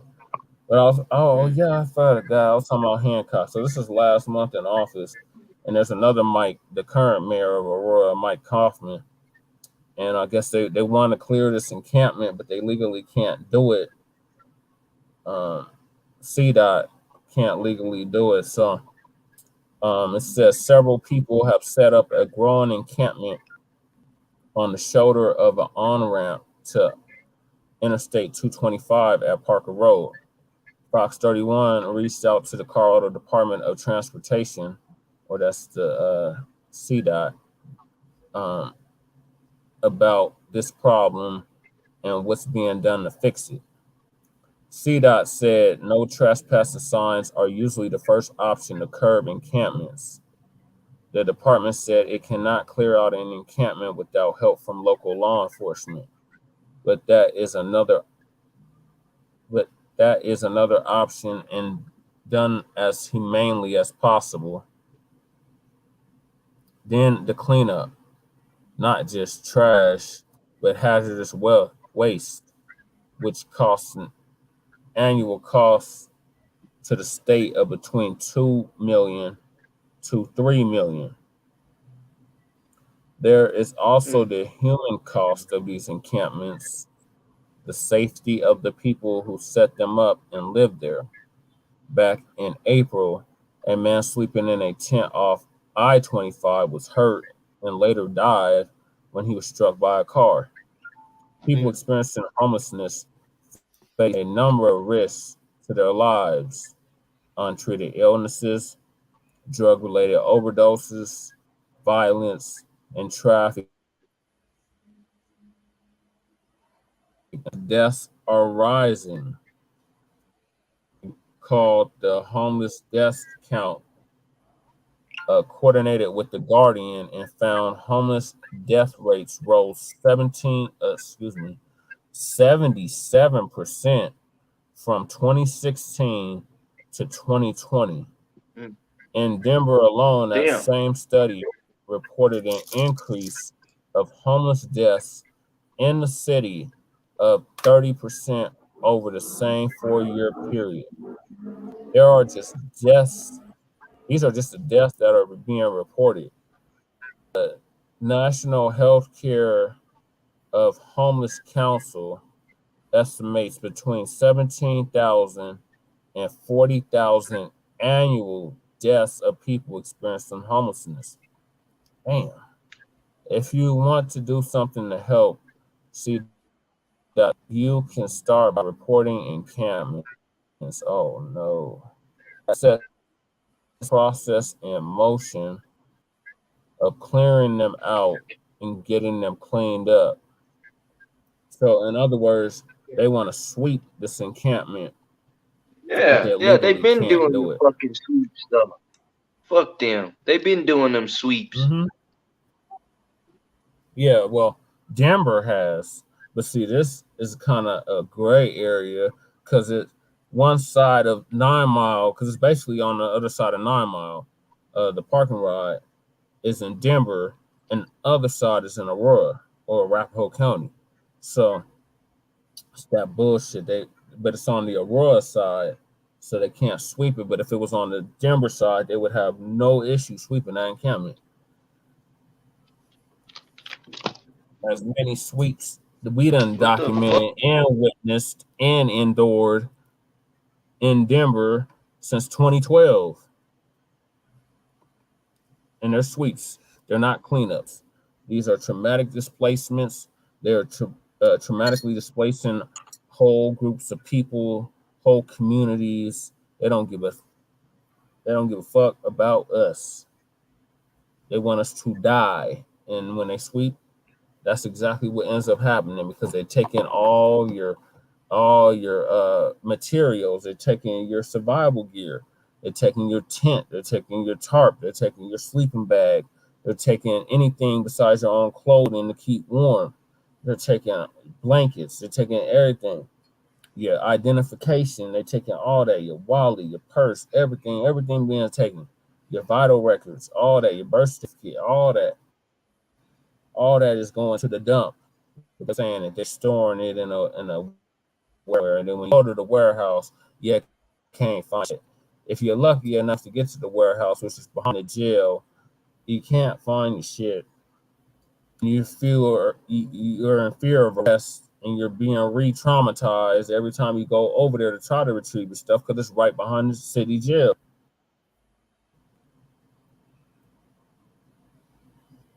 That's what Denver's doing now. Aurora.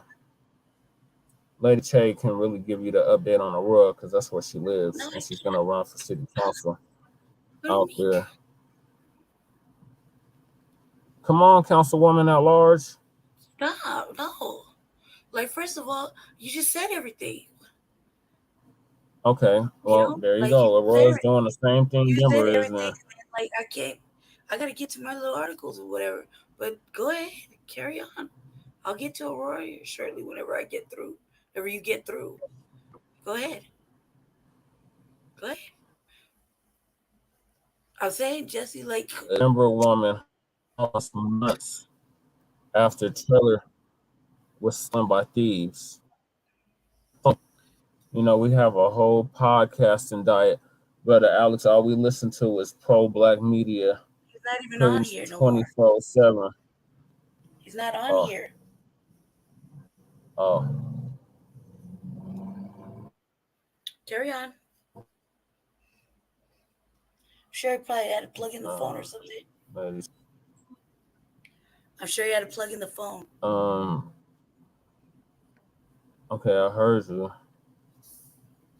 But I can't see if people drop off or not.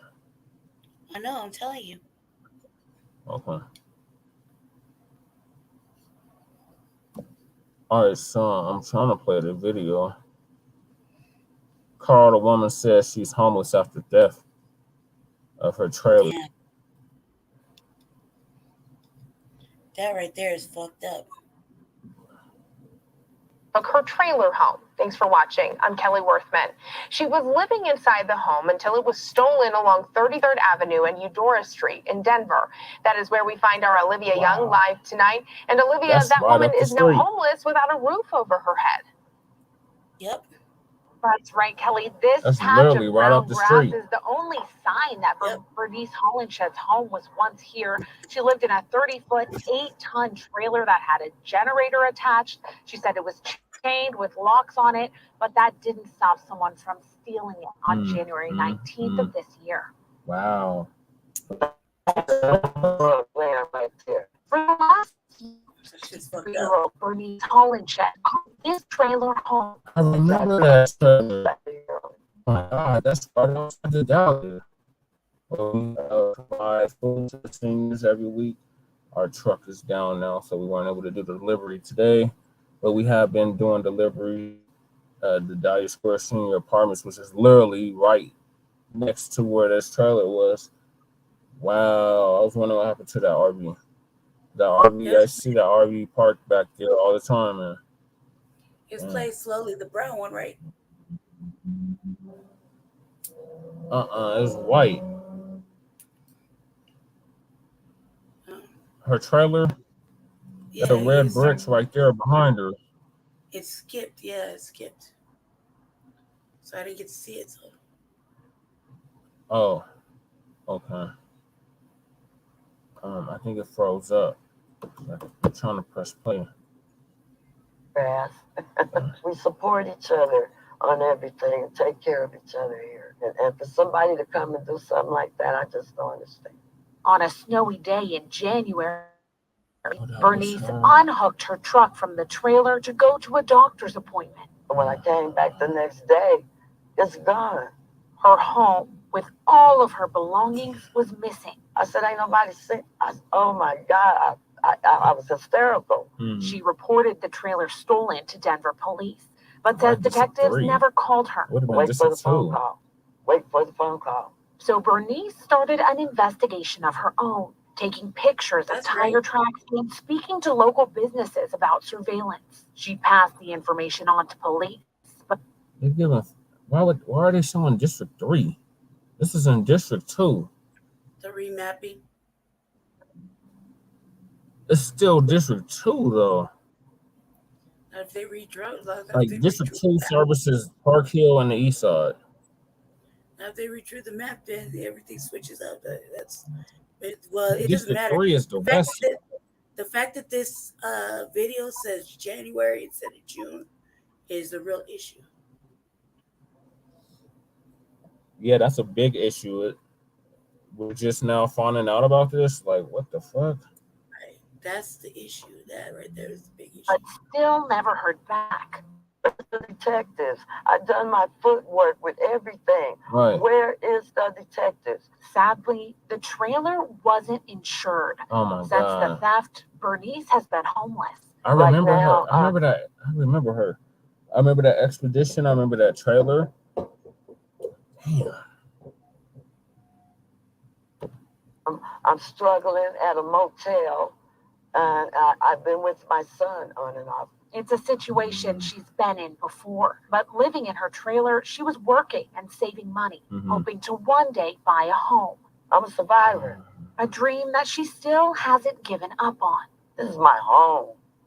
This is my home. I'm gonna buy me a house.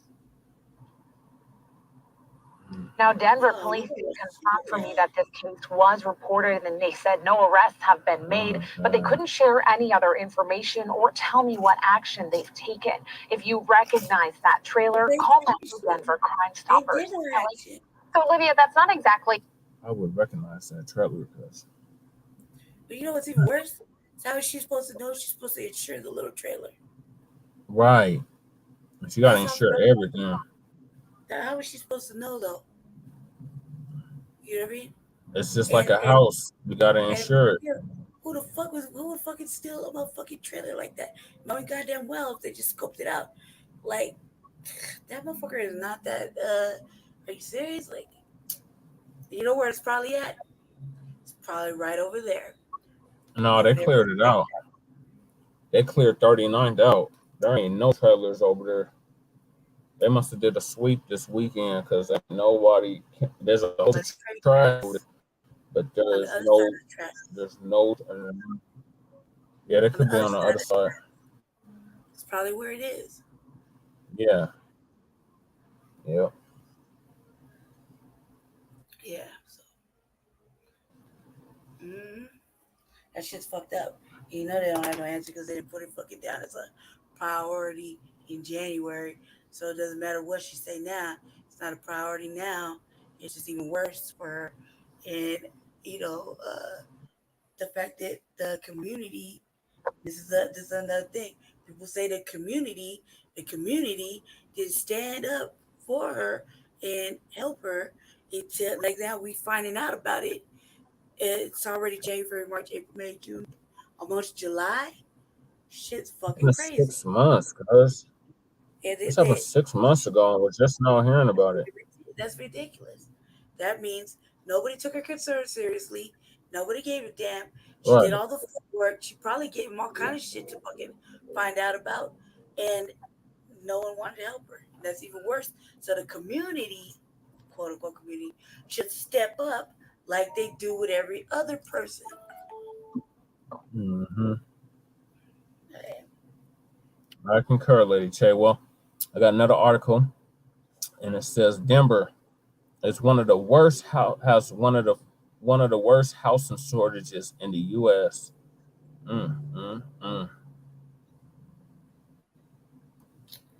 They say that, and yet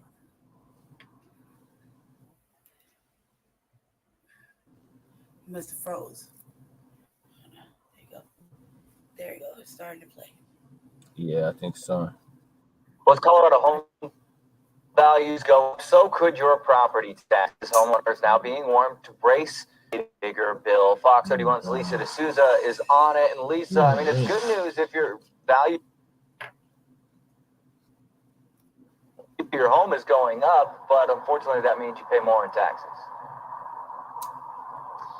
Well, home valuations are really reaching some unprecedented high levels, according to state officials. So really every single county is experiencing some sort of growth. And as you can imagine, so do property taxes. At least that's the expectation for the time being. Take a look at the streets here. It's looking at some of the biggest jumps that we have seen. Damn, I gotta do the here. same thing. So what you're looking at now is a breakdown. You're on a video, so go first. How much median home values per county in the past 2 years, the top 4 counties there, and there's Denver as well. Take a look. Douglas County up a whopping 47%. Now, the growth we're seeing, again, unprecedented, we're told, and it's happening across the state. Now, right now, assessors from 9 local counties are sending out notices to homeowners, in fact, warning them of the property tax hike that's expected. Meantime, tax officials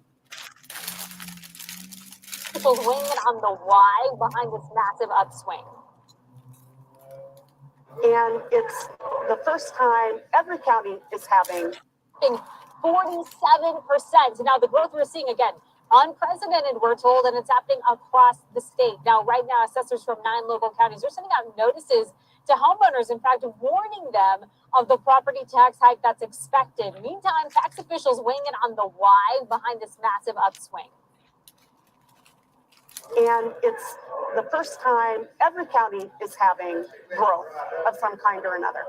And what has added to that? Well, we're a very attractive state. I think COVID added to it, where people are moving in because they have more flexibility in their jobs. I believe that we have more people moving in. It's clear that we're underhoused right now.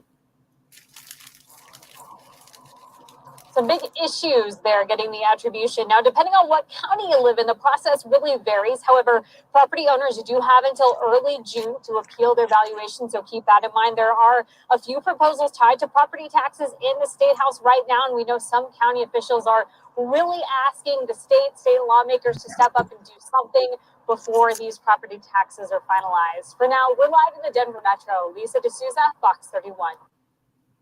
Perfect timing. Okay, go ahead, Lady Shane. I was going to read the article, but they already pretty much outlined it. So, okay. Do you have a small article to read? Or is that it? Because I got like Man, this 4. isn't that long. Well, you want to talk about that This for one like? isn't that long. I don't need a long. I But just need a don't few you gotta minutes. go pee? What? Don't Yeah, you, that's don't give you me. Yeah, okay. I'm gonna run real quick. I'm Okay. trying to be as fast as you were. We'll see. You know. Go ahead. All right, well, while you're doing that, I'm gonna read the article. Denver. Some news break. Shout out to news break. Denver is one of the nation's highest shortages of housing, according to a new report from Zillow.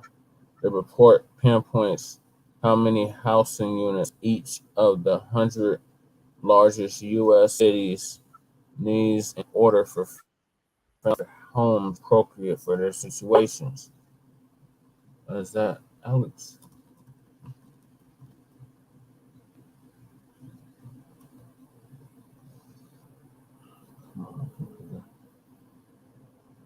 Yeah. Hey, we lost you. Can y'all hear me? Are you bumping up? Yeah, I can hear it. You can hear me? Yeah. It All sounds right. like you Big Pokey. All right. Yeah. I found this old screw tape I was listening to. Nah. But yeah, man, I'm trying to. My phone's at like 4%. I think it's cause I'm in StreamYard. It like ties out. If I cut off again, I'm gonna just like try to run back on. You don't have a tablet, huh?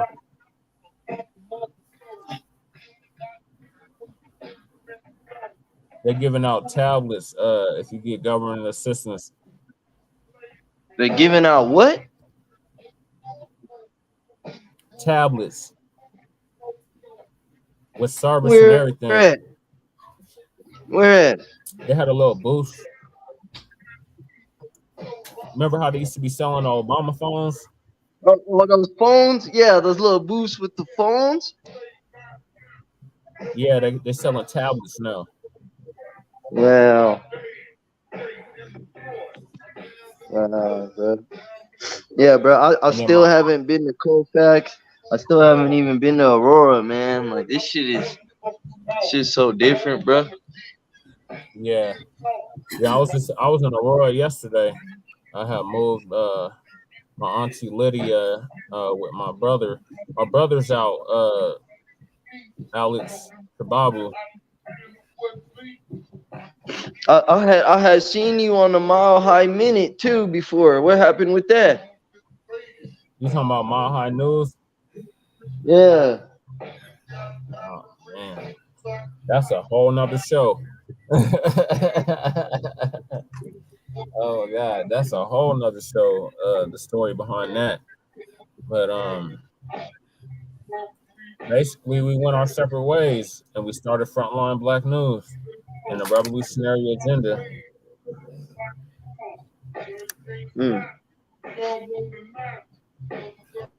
Go ahead, Lady Shay, and speak something. Can I ask you a question? Cause like with you being a female and all of this, and you know, have you seen or have you experienced very biased views? And if so, what are some things that I could like coach my daughters to look out for? Especially being a woman with black hair or of what's your ethnicity? Black Indian or French. Okay. Yeah. We're doing a whole bunch of different things with that. I would say like this. Shout out to the viewers. We see y'all eyeballs. I can't see if they're even there, but shout out little eyeballs. I see you. You're weird.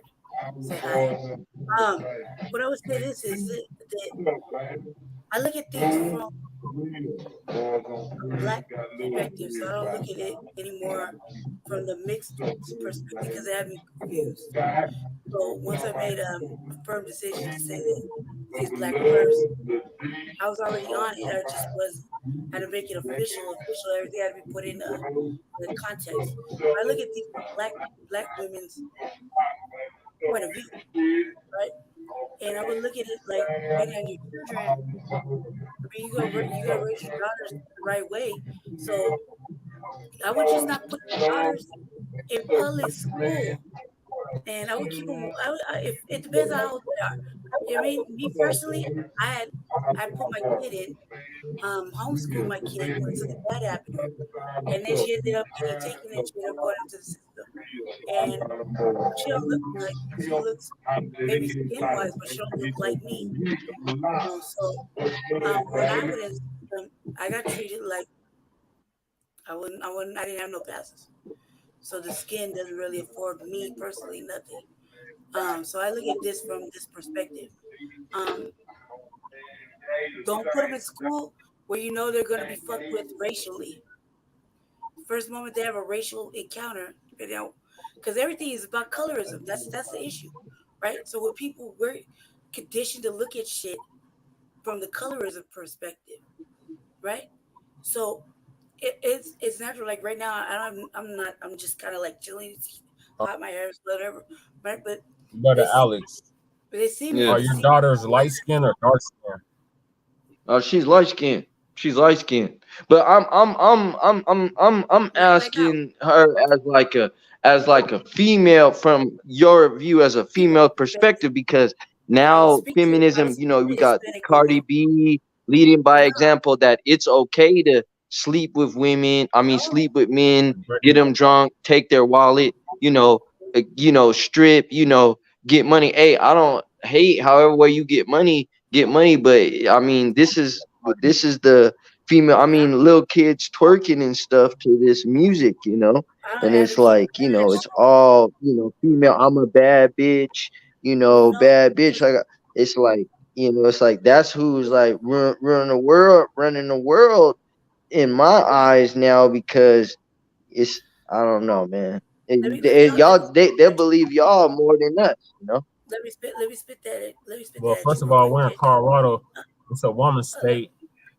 Not only is it an at-will state, but it's a woman's state. But go ahead, Lady Tay. Let me get this out to you like this, okay?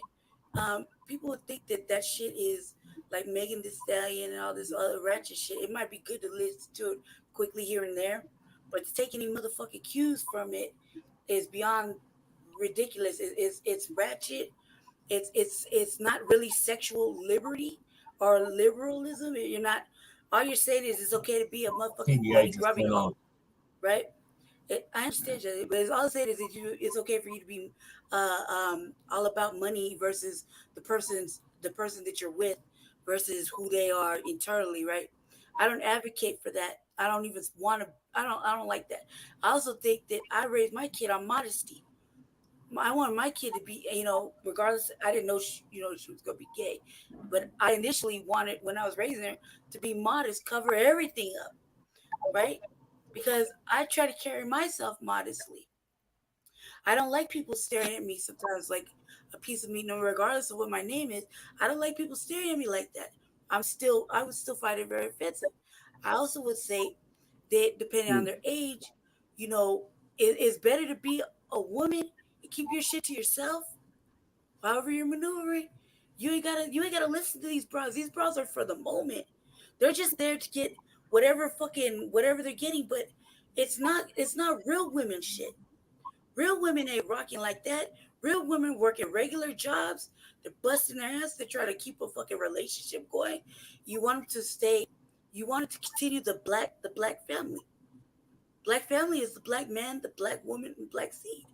You know what I mean? So if they have an opportunity to do that, regardless if they're mixed, like myself, you'd want to go ahead and stay with the black family. Create the black family. You see what I'm saying? It's already, yeah, it might be diluted, whatever, but you wouldn't want your child, if it's a girl, regardless if she's light skinned, if she was a light skinned girl, would you really want her to bring the white man home? Probably not. Would you want her to bring an Damn Asian you. man? Probably not. They put a Probably tag want on our a strong video. brother on, right? That you could talk to, that you could, Mm. strong-minded,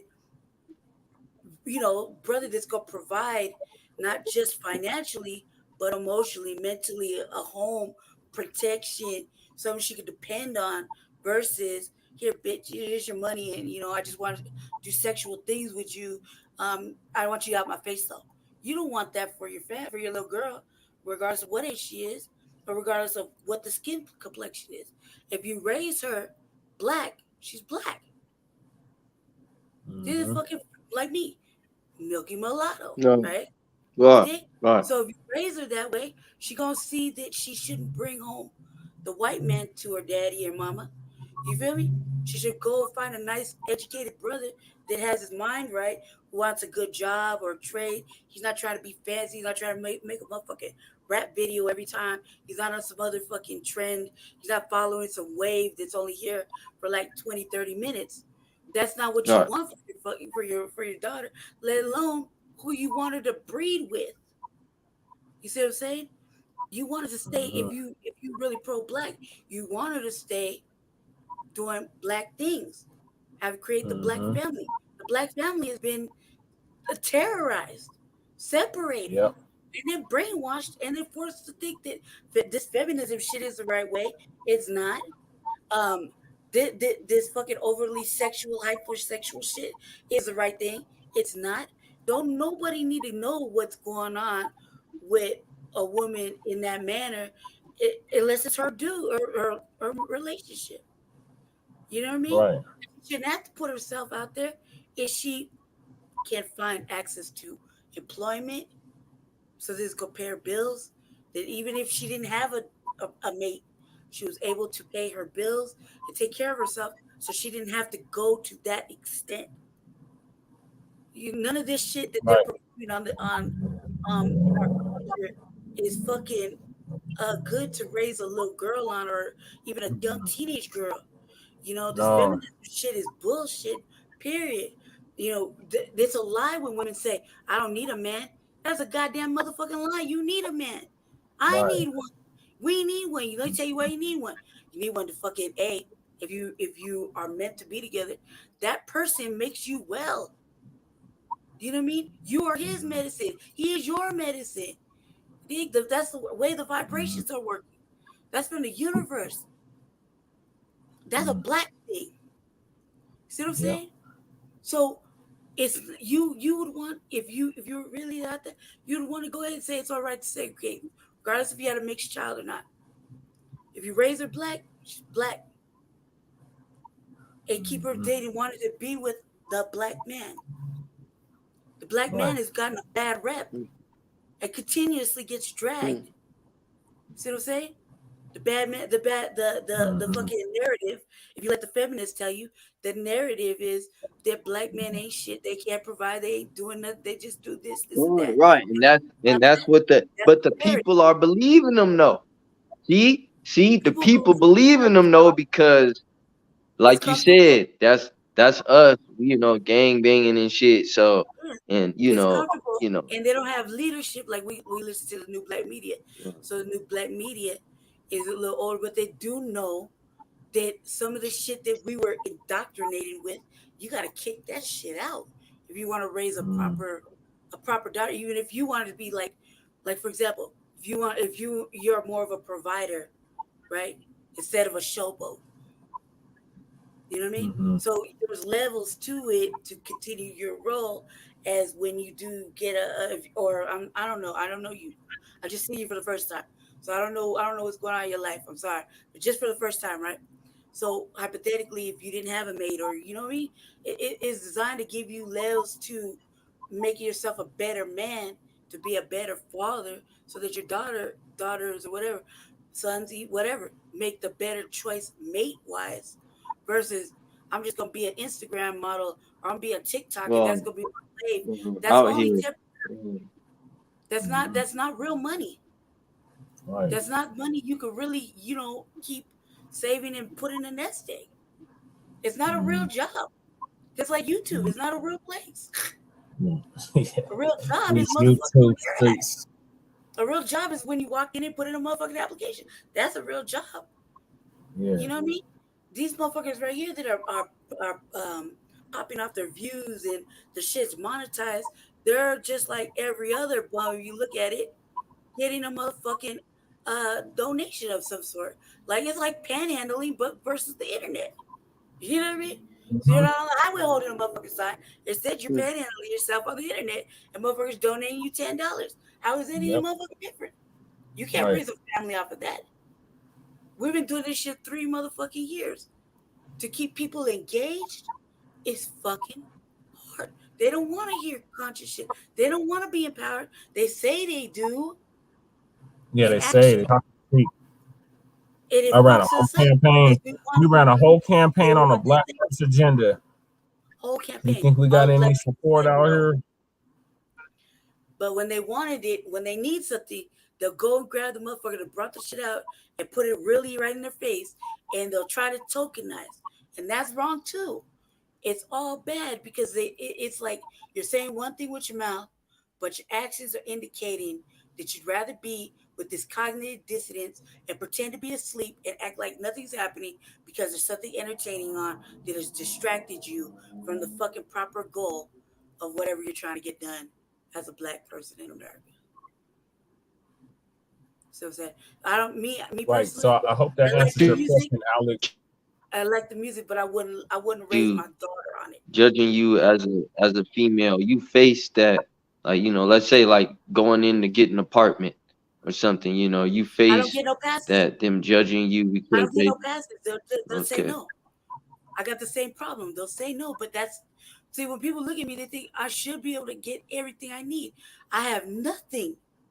I wasn't able to get housing. None of that shit until fucking I had some advocacy with that. But it took 5 fucking years. And when it happened, I was on the street for 5 fucking years. I couldn't get nothing done. And that's the shit that should be illegal. That's the shit that should be illegal. Taking like 5 years, you know, 10 years. My maiden name, right? Where my maiden name. But that's what hearing toward earlier.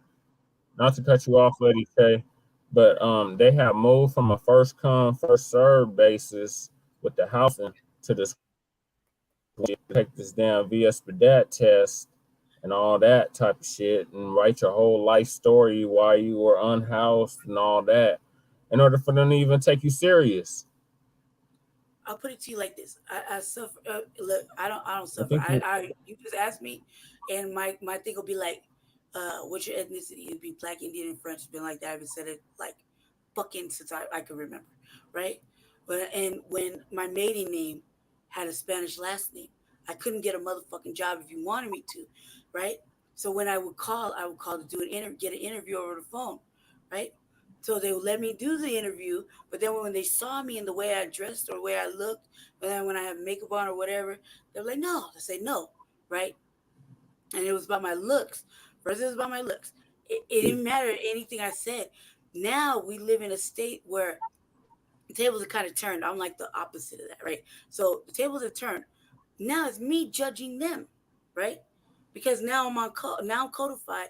Now I'm in alignment. I know we're at war, right? I've made a choice. It's Black first. I'm stuck with that hard for 3 fucking years. You can't tell me nothing. I don't even like. Look, first of all, white people have always been mean to me. The police have always fucked with me ever since I was a little girl. And white people. You see the flag in the back, right? But for me, you see the logo on the show. Like it's not a debate with you. It's with me, right? It'll be because I don't have certain features, right? Certain features. Okay, fine. We'll let you go ahead and run with whatever bullshit makes you happy. All right, listen. It don't even matter. It don't even matter because the motherfuckers that are majority are more melanated, are acting and living their life still in the lines of supremacy in all 9 areas. So it don't even matter. They're just Black on the outside, not Black in soul. Right. Whereas me, as break them down with the numbers. Skin, what are the 9 areas, Lady Che? Topic change. Politics, law, economics, sex, entertainment, religion. I forgot what the other one was. Pretty sure I forgot the other one. right? Jesse? Uh, I didn't do it. I did it. I education. mixed it around. Education. There you go. That's what it was. Education, entertainment, law, politics, religion, sex, and something else. Whatever. Yeah, I think I just said it. And war. And war. There you go. War. Right. So since we're at war, and it's foundational Black Americans, right, are at war with everybody. Those that Regardless trace of their what history belief, back to the killing fields of the South. always a fucking problem when it comes to foundational Black Americans getting anything they fucking need, and then they're expected to just accept the trickle, according to them, the trickle down effect. But why fucking accept that? Because they're too comfortable. This is going on back home in Louisiana. My sister from Lake Charles, so I'm knowing. I'm already in the know what's going on, right? So, with that being said, you expect some sort of trickle down effect because we're so accustomed to that's what we just gotta eat the crumbs, right? They don't even give you the crumbs no more, right? Everybody has a motherfucking an agenda that's been qualified by the president, except for foundational Black Americans, right? Everybody got there's no for crime bills for gay people, crime bills for indigenous, crime bills for Asians, woo, except for Black people, right? So when people see me, and it's been like this since I was very small, and definitely when I went in the system, they never treated me like my skin provided protection or even an entryway to whatever. It didn't. They didn't want no little girl that they thought could have been Hispanic or they thought was Black. They only wanted, when I went in the system, foster care, they only wanted little white girls with blue eyes and blue hair. And me, I was already bad. They didn't want nobody with a fucked up face or a fucked up little entry point. So I got the fucking, you start in on the road you start in on, and it led to a whole life of what you would consider in the street degeneracy. Like I wish I could have go to school. Didn't even go to school. I wish I could have had a real job. Wouldn't really get a job. The only job you can get is a customer service motherfucking job. Anybody else could get on the phone. I know. So I'm not affording any passes. I can't get anything when it comes to the medical center or medicine. Like I'm sick, I have to make Jesse go in there and advocate for me because they don't even fucking want to talk to me. Okay, so it doesn't matter. They'll address me probably right now because the way I look right now with no makeup on or whatever, they'll think that they'll look at me as like I'm Hispanic. They'll treat me as such. You'll have people on the internet say I'm white. When you look at me, it's like, but it's whatever you're thinking it is, but it really isn't that at all. Especially when I know who I am and who I've been, regardless of family. I've been outside. So I'm saying outside by myself. Damn, they're an orphan. So I can say that. That's a legitimate. I would say this. Whatever everybody thinks, I still can't get disability. I can't get a proper housing value. I can't get a proper list. You're gonna look at apartments. I can't get the motherfuckers to come here and fix my shit. I can't. I can't get them to fix my own stuff here and there. I suffer a great fucking injustice. As far as Our video like got blocked, but we still got views. They trying to shut us down, but we still got views. Ooh. It looked like one of those videos I think it was one of the videos you shared. They blocked our video talking about pitch control TV, but they ain't gonna stop us. Yeah, they blocked us on Facebook and look like right now, like 13 minutes ago. On Facebook? Yeah, 13 minutes ago. Yeah. At least it's on YouTube right now. All right, so do you want me to do my shit real quick, my topics or what? Because how many more articles do you have? Because TBA is on right now, and we lost Alex. It really is up to you. I don't really care. I got like 4 articles, but I could just run it another day whenever convenient. Or you said you were gonna do the RBA tonight, right? Right, because I'm already heading to 4 hours already. I was planning on it.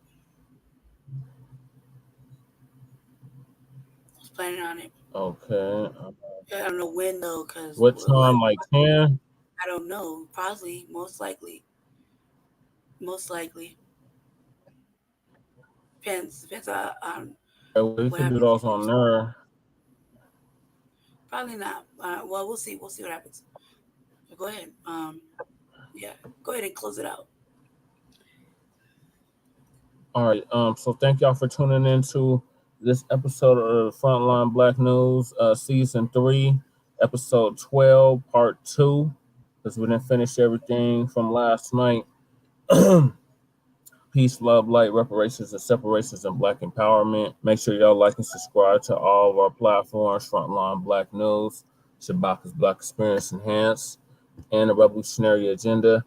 Shout out to our anchor man and investigative journalists, Ramel Understanding and Tyrone. We always welcome their contribution to the discussion. And we're not letting up on them tangibles, Black family. This is a year and a decade of tangibles. 100 years ago, we had Black Wall Street. Why can't we have it again? So stay black, stay dangerous, stay empowered. Like and subscribe to Shabaka EXP on Twitter. We are on Twitter, Shabaka EXP. Also, check us out this Tuesday for a brand new episode of Shabaka's Black Experience Enhanced. Shout out to the General, Shabaka Sankori.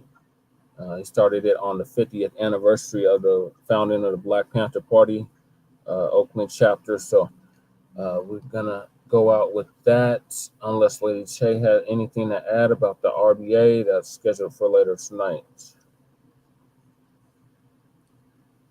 Nope. I think you summed it up. All right. Appreciate all you viewers. Catch us on the next one next Saturday at our regular scheduled time of 10 p.m. Mountain Standard. So once again, peace, love, light, reparations and separations, and Black empowerment. We'll see y'all on the next show. Peace.